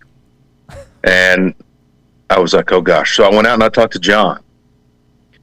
And John has already been to the tire shop, got the tire repaired. They urinated all over the bus, spit on the bus. How dare you win in Tucson? And John has made that thing look like it's a brand new ride. Wow. And there was one tire shop open in Tucson, and he happened to get it. I mean, you know, those bus tires are the size of, you know, whatever. They're huge. And, but yeah, I mean, that video is real. And, you know, in today's world, it's like, well, that's AI or what? No, they slashed the tires. So, got out of there and got up here to Phoenix. And I think, you know, that to me, could have been like a 6-7 hour delay. It ended up being a 25-minute delay. Wow. So shout out to John, man. John, I tell you, he is so good. It's such a good man. And, it's comforting to know when he's in charge and doing things. So, but yeah, I just figured I'd tell the story because that's what it is. But yeah, they stuck a knife in the tire. Well, you guys are safe. John did his thing, and you guys are in Tempe getting ready for Texas Tech and Arizona State. Starts at 10 Central, 9 Mountain Time. Jeff Haxton, Texas Tech play-by-play announcer here on Big 12 Radio. Thanks, Jeff. All right, James, good to hear from you guys, man. Have a good day. All right, man. You, bud. Talk Thank soon. you. Jeff Haxton, Texas Tech play-by-play. He'll be on the call for Texas Tech, their men's basketball game tonight at Arizona State as they look to get to 10-3 in Big 12 play. All right, coming up next, we pivot back to a series we've been doing each and every day, Names to Know, Big 12 Impact newcomers for safeties today. We don't look at corners, we look at safeties today, and Denzel Johnson about a half hour from now, the former TCU safety. So we rank our top 5 impact safety transfers in the Big 12. Coming up next, he's Ari, I'm James. This is Big 12 Radio, brought to you by Modelo. Check out the top plays from Big 12 men's basketball starting 5.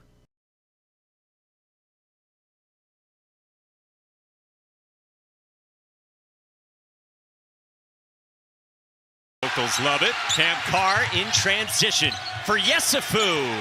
And he knocks it down. Seen so much of that from DePonsa recently.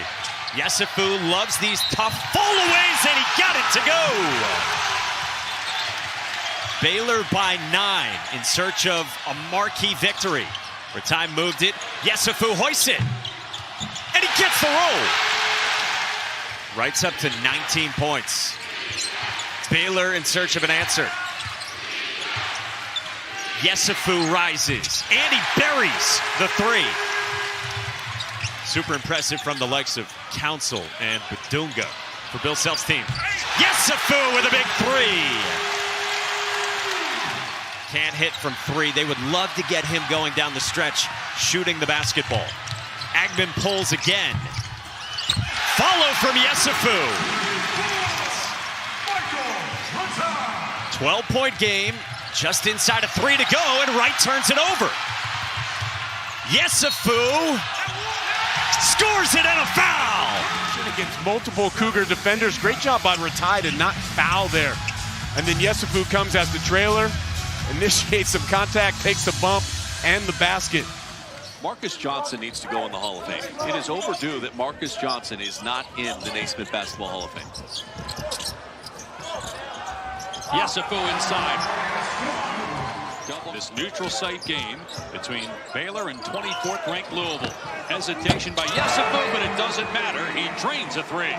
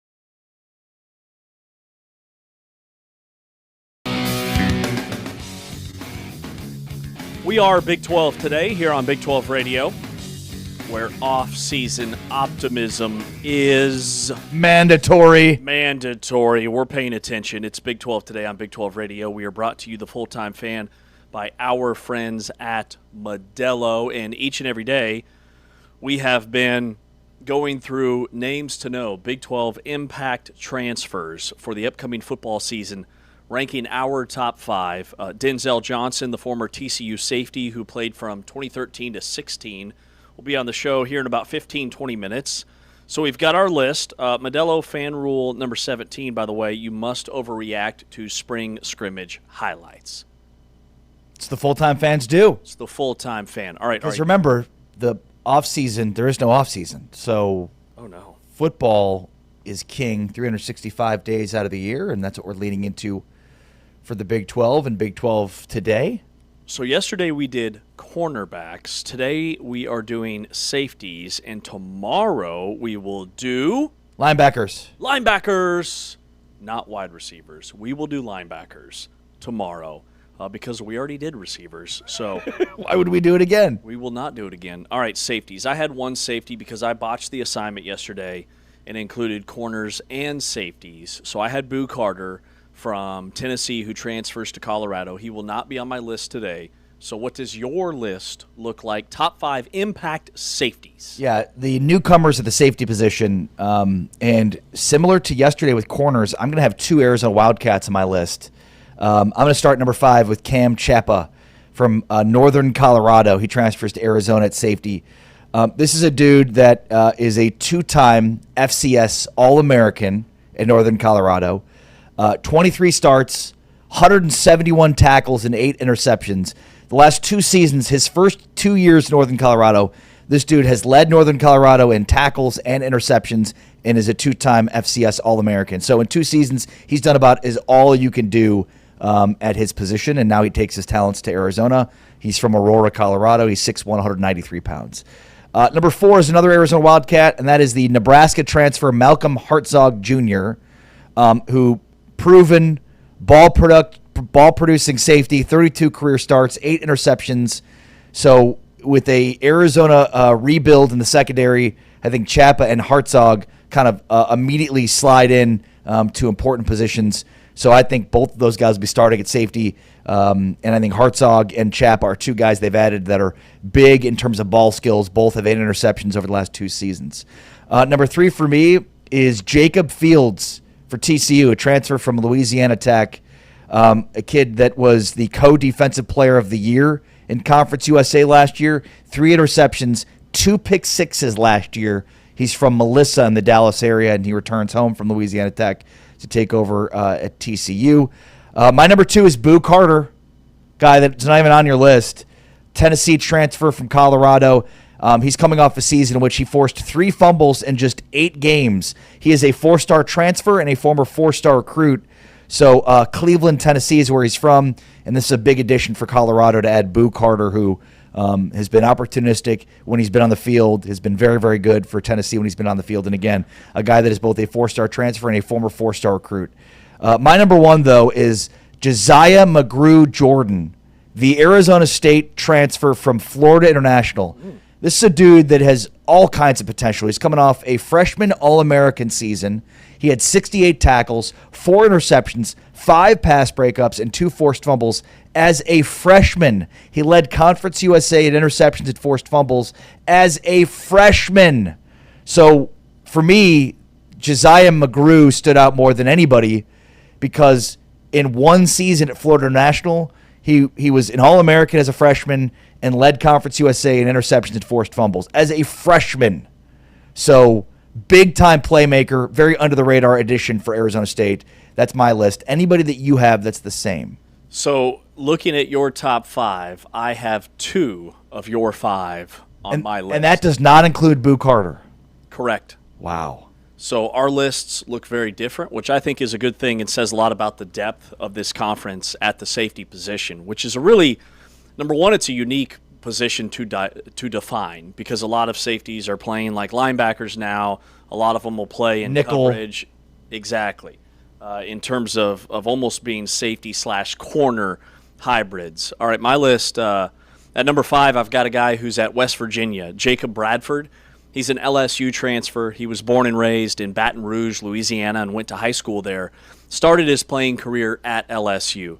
He appeared in games against Louisiana Tech, Western Kentucky, got in against Oklahoma, played a little bit against Houston in the Texas Bowl, but he was outstanding in high school. He was a cornerback, free and strong safety at Catholic High in Baton Rouge, 2-time 5A All-State first team. He played on a really good team in Baton Rouge. He was a consensus 4-star prospect out of high school. So I've got Bradford at number 5, one of those guys with a really high ceiling. We just haven't seen him on the field much because he's really young. At number 4, I've got Randon Fortinet for Colorado. Played previously at Vanderbilt. I mentioned him yesterday. He's kind of a linebacker-safety hybrid, really big, 6'2", 220 pounds. Originally signed out of high school with TCU. And his 2 years at Vanderbilt, 125 tackles. He had 73 last year. He had an interception that was actually a pick six, a 29-yard pick six. He had 52 tackles, 6 pass breakups, 5 quarterback hurries, and a forced fumble when he was closer to the line of scrimmage and playing a little bit more of that linebacker role. At number 3, this is where we are the same. I've got Malcolm Hartzog Jr., Hartzog, the transfer from Nebraska, headed to Arizona. Only 5'9", 185 pounds, but played 4 seasons at Nebraska. I mean, he is really experienced, had 13 pass breakups, had 8 interceptions. Now, last year, he didn't play a ton. He was hurt for the Cornhuskers, but he's been around. He's well-traveled. He's experienced. Huge pickup for Arizona. At number 2 is where I have a guy that I'm a little surprised didn't make your list, Lyric Rawls at Arizona State, because he was at Kansas last year. One of these interconference transfers from Marshall, Texas originally, part of that Texas to Tempe wave, 6'1", 205 pounds. He started in all 12 games last year for KU, had 73 tackles, 7 pass breakups, had an interception, and was maybe KU's best defensive back a season ago. And then at number 1, this is where we are the same. We both love Cam Chapa, who's a transfer from Northern Colorado in Greeley, Colorado. He's an FCS transfer, so he's leveling up. But NFL scouts love his range. He's 6'1", 193 pounds. He's really long-armed. He's the highest-rated safety transfer in the Big 12, higher than Boo Carter or some of these other 4 or 5-star guys, according to ESPN and On3. And you had his numbers. I mean, 8 career interceptions, 171 tackles at Northern Colorado. Led the Big Sky in solo tackles this past year as a safety. I think that production, when you're that good at that level, travels to the Big 12. He's a plug-and-play starter right away for Arizona. Well, you had him at 1. I had him at 5. But, yeah, I mean, and I probably only had him at 5 simply because we're talking about FCS numbers. Right. But, I mean, this dude in 2 years proved basically everything you could possibly do at the FCS level. Like, he led his team in tackles his first 2 years. He led his team in interceptions his first 2 years. And he was an FCS All-American. Like, you can't – at safety, you pretty much can't do anything else. So he's proven out at FCS that he's better than anybody else at that level. I love that you brought up Lyric Rawls. That was an oversight on my part. And maybe because I wanted to see a little bit more variety than just from the state of Arizona, because I had 2 guys from Arizona, as you did. A few other guys. I think Adrian Maddox is extremely underrated. You know, we both had 2 different guys from Colorado on our list. That doesn't take into account Adrian Maddox, who's a Colorado transfer from Georgia, but previously was at UAB where he was extremely productive. I mean, 70-plus tackles, multiple INTs, strong PBU numbers, talking about what he did at UAB. Didn't play a ton at Georgia, which is why he transferred out, but a guy that was extremely productive that was just missed my list. Another guy that just missed my list is the Oklahoma State transfer at safety, Quentin Hammond, who comes from North Texas. Many of these guys are transferring over from North Texas, including Hammond, another guy that I think could be a huge player. And then there's one guy named Jaja Boyd who transfers in from Indiana, who seems more like a high-ceiling type guy, very athletic, great range. Indiana transfer Jaja Boyd is another guy at safety that I like a lot. Can also play defensive back. I think he's more of a safety, and he projects more of a safety, but we'll see where he ends up playing. The desert was kind at this position. Yeah. Arizona and Arizona State two programs that put a ton of emphasis on their defensive backfields. But both lose a ton also, right? I mean, part of this also, like BYU is not on either of our corner or safety lists because they didn't have to replace a ton there. They bring back the majority of those guys. Whereas, you look at Arizona State, Keith Abney, just think through some of these guys that are gone now that they had to replace. Mm-hmm. It's going to be a really, I think it's an impressive group. When I looked at guys that maybe transferred out from this position, Moss left Kansas State, and where did he go? Tennessee. That's a loss. In terms of like portal movement, some of this I look at net positive and net negatives for the league. Kamari Wilson's another guy that just missed my cut from Memphis, who's transferring to West Virginia. But the more that we do these rankings, I start to get a feel for some of these teams that maybe when we were doing our previews and what they've done this offseason, I overlooked some of these guys and hadn't really, grasped that West Virginia overhauled their defense with some guys that have really high ceilings in terms of former stars, former productivity, like Kamari Wilson, who wasn't a highly recruited kid out of Florida. Even though he went to IMG Academy, he was basically a backup in high school, goes to Memphis and just has a monster season to land at West Virginia. There's some really nice like diamonds in the rough at this position and in this league collectively. Well, and West Virginia also added a high 4-star safety as well from Pennsylvania that was initially committed to Penn State. And so, like, I think your point is well stated. When we did our West Virginia preview, one of the things that stood out was they went for guys with really high ceilings, former 4 or 5-star recruits, guys with tons of talent, a lot of athleticism, measurables, maybe not the production from lesser schools, but guys that have really high ceilings. And so, they have the potential to be really talented. It's just they've got a bunch of guys that haven't really proven it at that level yet. And Adrian Maddox is going to Colorado? Is it Colorado or is it Kansas State? Kansas State, thank you, yes. Okay. Kansas State. I had that wrong, I like that. Marcus Wimberly is another one that probably deserves a mention. Transfers to Utah from Oklahoma. Former high 4-star kid out of high school, wasn't on the field a ton. Daniel Cobbs is a safety who's transferring from Kansas State to be with Coach Klanderman at Baylor. Coy Beasley from Miami, Ohio to Kansas State where he was an All-MAC player. And then there was one more that I was going to note that I missed. Jasper Beeler, transfer Cincinnati. From Northern Illinois to Cincinnati. Yeah, very productive. And then the 5-star, 4-star safety recruit for West Virginia, 5'11", 190 pounds, out of McDonald, Pennsylvania, Fort Cherry High School, Matt Sieg, who's an incoming freshman. They flipped him from Penn State. And yes. This is a guy that could potentially play both ways as well, a guy that is sort of like an athlete, was just they call him a small school superhero. He basically rewrote the record books for Pennsylvania State high school football. He was a quarterback for 4 years, so a guy that you just want to see on the field, but projects more as a safety. Huge pickup, the number 1 recruit for West Virginia. All right, coming up next, Denzel Johnson, former TCU safety. What does it take in today's era where defenses are ahead of the offense? He played at TCU from 2013 to 2016. He joins us around the corner. Coming up next, part of our Names to Know series, Big 12 Impact Transfers. We're breaking down the safety position today here on Big 12 Radio, exclusively on TuneIn. Check out the top plays from the Big 12 men's basketball starting 5.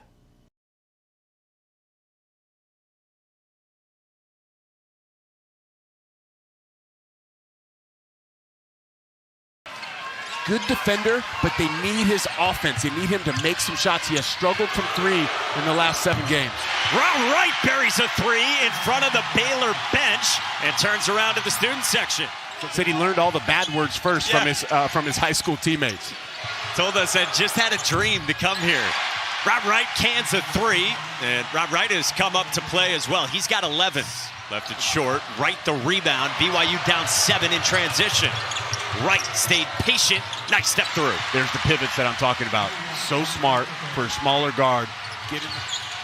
DiBanza for Wright. Wright on the drive. Oh, he scoops it up. And then just get into the paint, the little scoop, and score.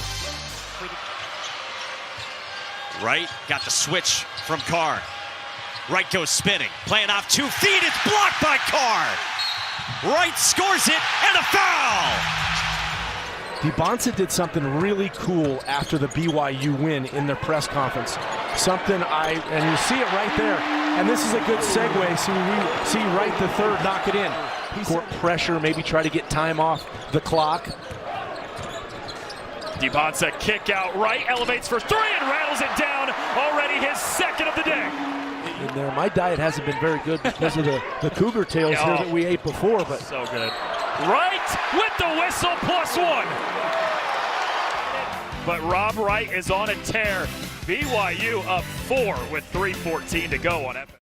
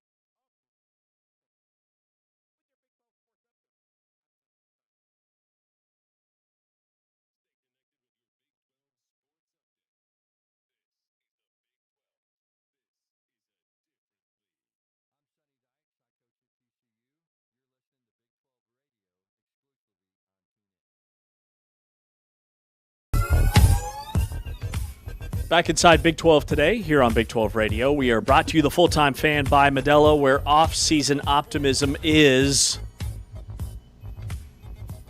mandatory. Mandatory, that's what it is. The off-season never sleeps. And we are breaking down the names to know, impact transfers here in the Big 12 for the safety position. And a guy that was one of the best in the Big 12 back at TCU from 2013 to 2016, Denzel Johnson joins us. Hey, Denzel, good morning. Hey, good morning, man. Glad to be here. Hey, we appreciate your time. And you were an all Big 12 guy at TCU. We had a segment earlier. We were breaking down. There's a lot of data that supports that defenses are currently ahead of the offensive side of the football in terms of points per play and plays per game and EPA and scoring. Do you see that across college football and even the NFL? And how does the safety position, you think, play a role in that? Well, I definitely have been seeing that lately. I mean, you can look at some of the playoff games that that we watched in the NFL recently. A lot of those were low scoring, and then I mean, a lot of the college games they've been low scoring here lately too. So it's just kind of like an ebb and flow when it comes to offense having an advantage, defense having an advantage. It's just year by year type of deal. And as far as the safety position goes, I think it's real important because we're one of the main communicators on the back end, and the safety position is naturally a versatile position because depending on what the defense is, you're back deep, you're up close towards the line. So I think it's safety position is very vital to keeping the offense not being able to move the ball and not being able to score. Yeah, it's really interesting. Is it feels like the safety position has changed and evolved, especially in this new era of many teams rushing 3 and dropping 8. You need safeties that are linebacker hybrids and vice versa. I mean, is that, to your point, something that's kind of always been the case? Usually, whenever it's usually defense is made up of one person that's versatile on the back end, and then the other guy, he's either a cover guy or he's just mainly just a down guy in the box. So but yeah, you are starting to see it to where more teams are having both the guys are versatile. Then you'll see some teams where they're running 3 safeties, so they don't have to do a lot of subbing and stuff like that. So I mean, it is getting more to that because I mean, it's a passing league still. It's not like it was back in the early 2000s and 90s where it's just run. Teams are definitely passing the ball, especially in the Big 12. We're a high pass, conference. So you mentioned something in terms of, playing the position, and you're the main communicator in the defense. Is that pretty much across the board, and can you elaborate on what all goes into that? Well, I really usually the main communicator, number one communicator would be the linebacker. If you have a mic in your helmet, it's usually the linebacker that has a mic in his helmet. But a safety, you have to communicate to the corners, which is the back end, but you also have to communicate to the linebackers, which y'all are in on the back end, because linebackers are doing both type of responsibilities, which is, run and pass. And then, if there's any kind of blitzing or anything like that, you got to communicate with the defensive lineman. So there's a chance that you're going to have to communicate with all 3 phases on the defense, which is the back end, in the middle, and then on the D-line.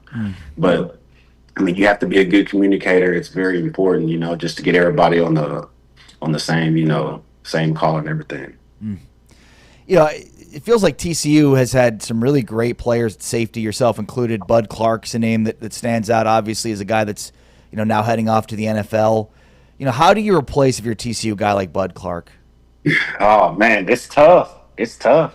You just, you gotta have somebody that's, behind him while he's still there, that's, able to learn and grasp everything, is just as good as he did. I mean, when I was at TCU, I had people like Sam Carter that was in front of me that, he was in front of me for 2 years that I had to sit there and wait, learn, evaluate him and seeing how, he prepared for the game and how he played. So, whenever it was my chance to be a starter, I just, took all that knowledge from him and just added my little spin to it and, became the player I was. So, hopefully you just try to find, you already have somebody there that's a backup that, got in a little bit on defense, played a lot of special teams, and, that's hungry, to be able to get those, number 1 snaps. What do you think has evolved in terms of playing the position from when you played to now? Do guys need to be, quicker and more light on their feet? Do they need to be bigger and play more like a linebacker? How would you define that position? Honestly, I think nowadays the DBs are bigger than whenever I was playing. I mean, I don't know. I mean, I feel like it all kind of just depends on, what program you're at or what team you're at.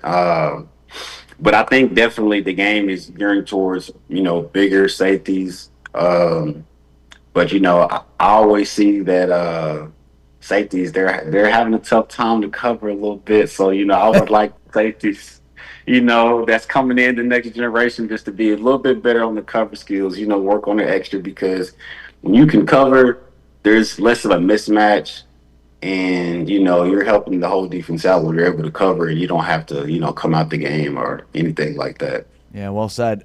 Curious, when you watch film at the safety position, like what are you looking for? Obviously, we're talking two different positions in strong safety and free safety, but when you watch film, like what should people be looking for in terms of how to evaluate the position? A lot of things that I look for, is, kind of like if I'm playing, first thing I'm going to do is if they're communicating on the back end, which you can't hear none of the audio, but you can see hand signals, stuff like that. And then, I want to see, is he a person that's just going to line up in it, whatever the defense is, or is he somebody that's going to disguise on the back end and line in, pretend he's in something else and then, roll to cover 3 or something like that. And then, on the TV, the TV camera, you don't really get a lot on the back end. The only times you get a lot on the back end is on a replay, or if you get the all 22 angle where you get everybody on the field. But I'm really just trying to look at landmarks that they hit during the snap. So I'm looking at landmarks, when the play snapped, and seeing where they're getting. If they're getting, in the middle of the field, are they shading to one side? Are they staying in between the hashes? Are they getting, close to the numbers whenever they're in cover 2? And then, if they're down in the box, I'm just trying to see if they're aggressive, instinctual, getting off blocks, stuff like that, and just the ball's in the air, go high point the ball. Talking with Denzel Johnson, he played at TCU, was an all Big 12 safety from 2013 to 2016. When you watch college football today, which teams stand out from the Big 12 or even nationally in terms of what they're doing with their secondary, all the things you were talking about? Well, my favorite team is TCU. I love Bud Clark. I mean, he is a really great player. Whoever drafts him, they're getting a really great player. But, TCU for sure in the Big 12. It's a lot of good defensive players coming out of Texas. I like a lot of the SEC football that they got going on in Alabama, Georgia. And, yeah, man, really just still the main, big teams. They're still putting out really good talent. I know NIL kind of changed some things where, the talent is spread around and, it's all dependent on that. But those major teams that still got good coaches that still, putting players in the NFL, they got really good defenses.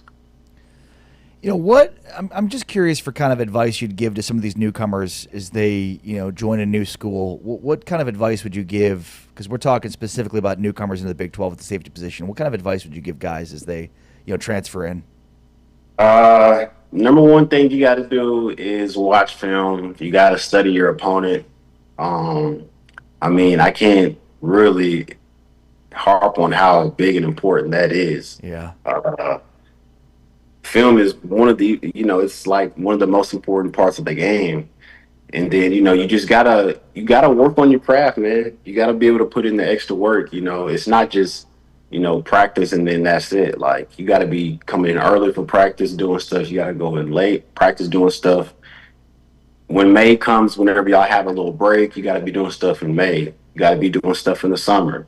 Like, you constantly have to be striving to get better, so you can get on the field and make plays. So, you just got to take it. You got to take it serious. You got to take it serious. If you like the game, you love it, you got to show that you love it. And, you'll be rewarded once you get on the field. Denzel, when we talk to former players, we always like to hear like some of your most memorable plays or games from when you played at TCU from 2013 to 2016. So Hit us with a story or two if you have time. Oh man, I got games that are for sure memorable. Would be my first game against LSU. I was playing special teams against LSU whenever they had a really good team with Odell and Jarvis and stuff. Oh wow. Yeah, so I was an 18-year-old. Only had one little summer working out with the big boys, so I was a little pretty light.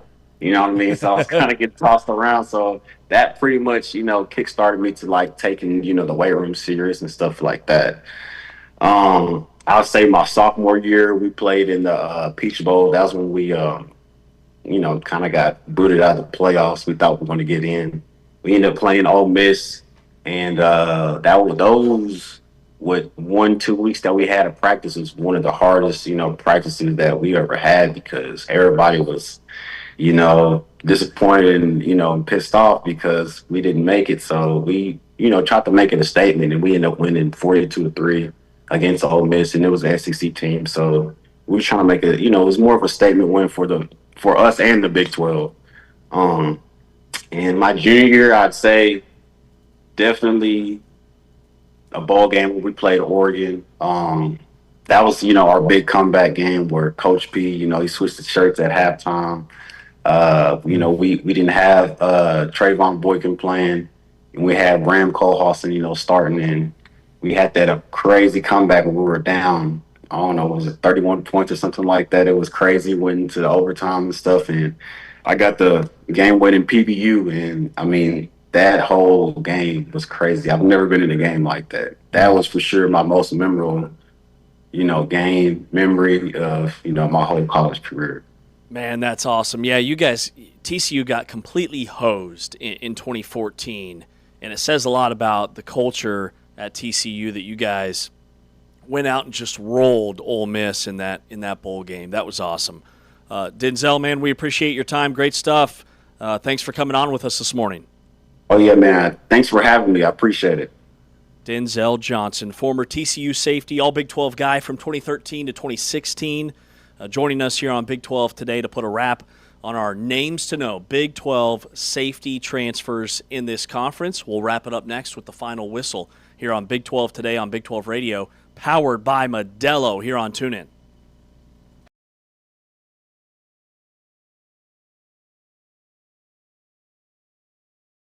The group with the Final Four. And they're on this game for a reason. Later with Tugler on him, Momcilovic. Shot clock winding down. Jefferson way downtown. And he knocks it down.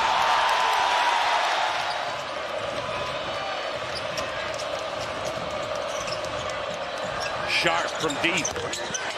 Bangs it home.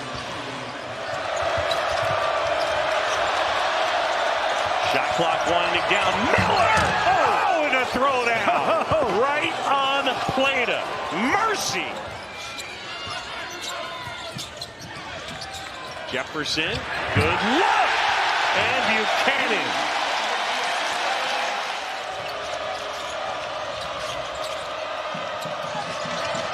Inside, and Uzan with a left-handed off the glass and in. He has that down, John. Good place for a pick and roll right here. See if they can get Flemings and Sadak. Flemings pull up. Got it. It's a good opportunity. Sadak spinning. Jump hook. Got it. Shot clock winding down. Lipsy. Got to get something up. Heisey catch and shoot.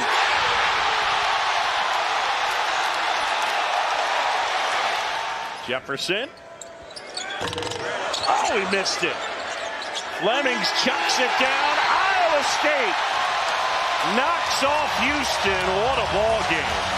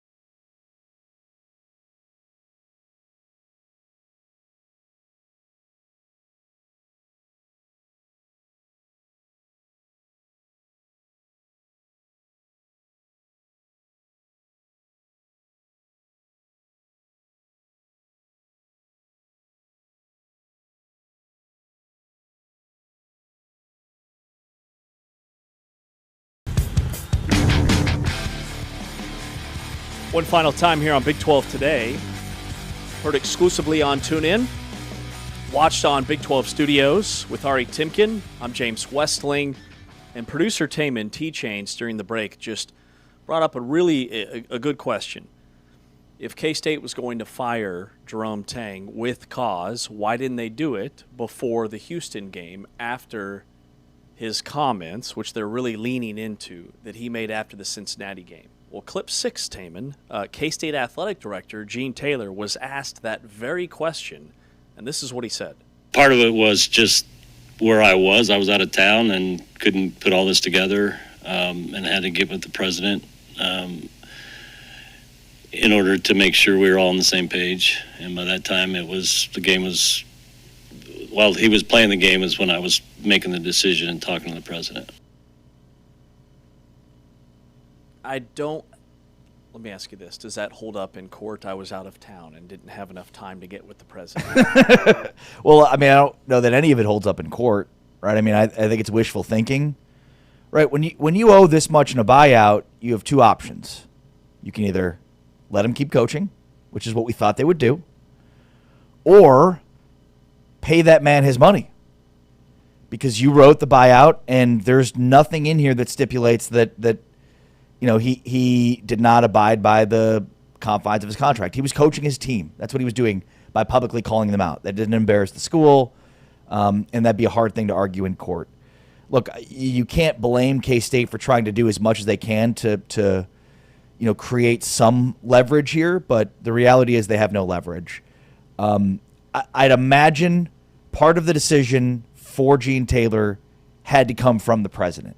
You can't fire a guy and be on the hook for at least $18.67 million, right? Unless you get an okay for the president. Yeah, you need to talk to your boss before essentially writing an $18.7 million check, which makes sense. Unlike you at a steakhouse, Kansas State had to have approval. Okay. Now the other college basketball headline that's buzzing, as this is the final whistle, there is essentially a Final Four showdown this weekend. Arizona and Houston play. Arizona's number, I guess with the adjusted rankings, 4. Number 4. Thank you. Houston's number 3. But then you have 2. Number 2. You can tell I've got the poll right in front of me. Michigan and Duke play each other. So you've got the top 4 teams in the country playing this weekend in college basketball. Could it be a Final Four preview, Arizona-Houston, Michigan and Duke? Why are Michigan and Duke playing on February 17th? It's a great question. It kind of feels like why are Louisville and Baylor playing this late in the season? But also, how about that from a epic timing perspective? When this game was scheduled, I think everybody figured Duke would be very good. People thought maybe Michigan would be very good, but not this good. So it worked out really well. And look, I mean, the Big 12 has a series of Final Four type games here. We saw one last night. We saw one last Monday. We are going to see one on Saturday. We'll see another one on Monday with Houston and Kansas. I think anytime you have the top 5 teams of the Big 12 that are meeting one another, these are Final Four type matchups. I think the game last night, not only wasn't on paper, but the game played it out that way. So, I think backloading the schedule for the Big 12 has been the right move because it gives a ton of premier opportunities. It cooks the books in terms of bringing audiences to the table. I'd love to see what the numbers look like from last night's game, but it was an incredible atmosphere. It was an incredible game. I would imagine the ratings will bear that out. And, on top of that, again, this is not like the way these games are playing. I don't know that they hurt anybody. I don't know that last night's loss hurts Houston. I don't know that it hurts Iowa State. Now, if you drop all of them, it probably hurts you. But I think if you split, you win your home games against these top level competition, then it's gonna come out in the wash in terms of not really hurting you when it comes to seeding. So it feels like it's all positive, all of these games. Now you're in them and you want to win them, and it's disappointing to lose them. But I think big picture, last night's loss does nothing for Houston in terms of knocking them down. They're either still going to be a 1 or a 2 seed, regardless of the outcome from last night. Yeah, completely agree. The slate tonight on the men's side, by the way, on ESPN2 at 8 Central, so 9 Eastern, is Baylor at Kansas State. Kansas State's first game without head coach Jerome Tang roaming the bench. Remember, he was a longtime assistant, a 19-year top assistant to Scott Drew at Baylor prior to his arrival in Manhattan. Then at 6 o'clock Central, 7 Eastern on ESPN+, it's TCU at UCF. And then stay up late for 11 Eastern, 10 Central time on ESPN2, Texas Tech at Arizona State. By the way, the showdowns this weekend between those top 4 teams, it's only the 3rd time ever that a regular season in college basketball has seen the top 4 teams playing one another on the same day. Wow. It happened in 2019 to tip off 2019, the Champions Classic, which featured Kentucky and Michigan State and Duke and Kansas in 2019. Wow. And then before that, 1992, Duke beat the then number 1 ranked team in the country, the Fab Five Michigan, at Cameron. The other game was Indiana against Kansas. So Kansas had been part of the other 2 only times it's ever happened on the same day, the top 4 teams scoring off against one another. So is this the latest it's happened in the season? Yeah, it would be. Now, it's happened a couple of times in the Final Four. Last year's Final Four featured the top 4 teams in America. Before that, you'd have to go back in terms of the NCAA tournament to 2008, which also featured Kansas. Okay, so let me ask you this. Are you taking this Final Four, or are you taking the field? Oh, that's a good question. You taking Michigan, Duke, Arizona, and Houston as the Final Four, or are you taking the field? I'm taking the field. The only 1 seed that would not be included there is going to be UConn, it appears. But we're looking at 3 1 seeds most likely, Arizona or Houston, plus Duke, Michigan, and UConn. See, I still think the Big 12 can have multiple 1 seeds. I mean, UConn is number 10 right now in the net rankings. KenPom, they're number 9. I mean, I would almost say that. No, that's fair. Illinois, or like if it doesn't come from the Big 12, I don't know. You know, Illinois is number 4 right now in the net. They're 21-5. They are surging. I mean, scorching hot. So I something tells me UConn's not going to be a 1, but the teams of those 4, I still think Michigan is vulnerable. Well, Michigan plays Purdue tonight in West Lafayette, right? So even if they lose this game, it's a quad 1 loss for them. It'd be their first quad 1 loss of the season. Their 1 loss is a quad 2 loss. And then they get Duke on Saturday. And that game is where? It's a neutral game. I think they're playing it in Washington, D.C. is where they're playing that one. Duke and Michigan. Yeah, so at Purdue, they still play at Illinois. You know, their best wins are at Michigan State. That's a huge rivalry game. And then Nebraska. And they beat Nebraska by 3 at home. And actually, Nebraska had them on the ropes late in the game. They lost to Wisconsin earlier this year. Outside of that, I mean, their best wins are way back in the non-conference when they just crushed Gonzaga, who we've seen lose to Portland in the last 10 days. And then they beat Auburn by 30 in the non-conference. I know they're 24-1, but they're the 1 team, the 1 seed I could see getting upset. Well, again, it should matter that the Big 12 is the best conference in America. If we're looking at that based on the top of the top, just the stats bear that out.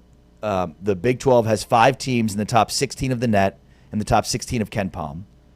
Of those 5 teams, there are 0 total losses to quads 2, 3, and 4. And that's just the 5. You include the top 6 teams of the Big 12 as we have, BYU, they also have not lost in quads 2, 3, or 4. So they have minimal losses at all, but none in quads 2, 3, and 4. The ACC, the Big East, and the SEC each have, well, the ACC has 2 in the top 16 of the net. The SEC has 2 in the top 16 of the net. And the Big East has 1. So the SEC, ACC, and Big East combined have as many teams in the top 16 of the net as the Big 12 of the Big 10. So the Big 12 of the Big 10 have separated themselves beyond the ACC, SEC, and the Big East. And then the one differentiator for me is the Big 10, their top 5 have 3 losses in quad 2, 3, and 4, where Michigan State, Michigan, and Illinois all have quad 2 losses. Again, the top 5 of the Big 12, Texas Tech, Houston, Iowa State, Kansas, and Arizona have 0 losses outside of quad 1. That's incredible. The league is dominant. All right, as we wrap up here, just saw this. If you're out and about today, a large portion of our listening area, be careful. The National Weather Service has issued these high wind warnings throughout 10 states today. Wow. Hurricane force winds ripping across the United States, including parts of Colorado, Montana, Texas, New Mexico, and Wyoming. Winds exceeding 75 miles an hour. Parts of Oklahoma, Kansas, California, South Dakota, Nebraska, and Alaska have also been warned to prepare for sustained winds of over 30 miles per hour, gusts between 60 and 70 miles per hour. Yeah, currently affecting parts of Texas with gusts reaching up to 75 miles per hour in the Texas Panhandle and El Paso County. These winds are not associated with a tropical hurricane, but instead driven by a powerful cold front and upper-level lower pressure system. In the DFW Metroplex and Hill Country areas, that's down to the south in Austin and San Antonio, areas will see gusts up to 60 miles per hour. So, yeah, great point.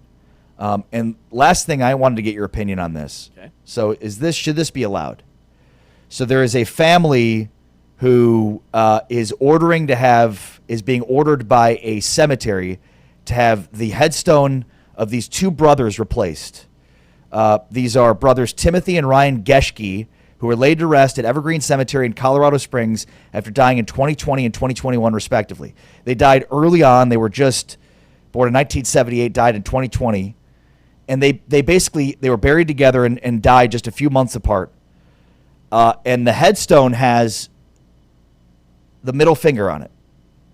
So they have a headstone which has their pictures. It says, "Beloved sons and brothers, gone too soon. Timothy Allen, October 5th, 1978, March 16th, 2020. Ryan James, July 22nd, 1986, October 5th, 2021.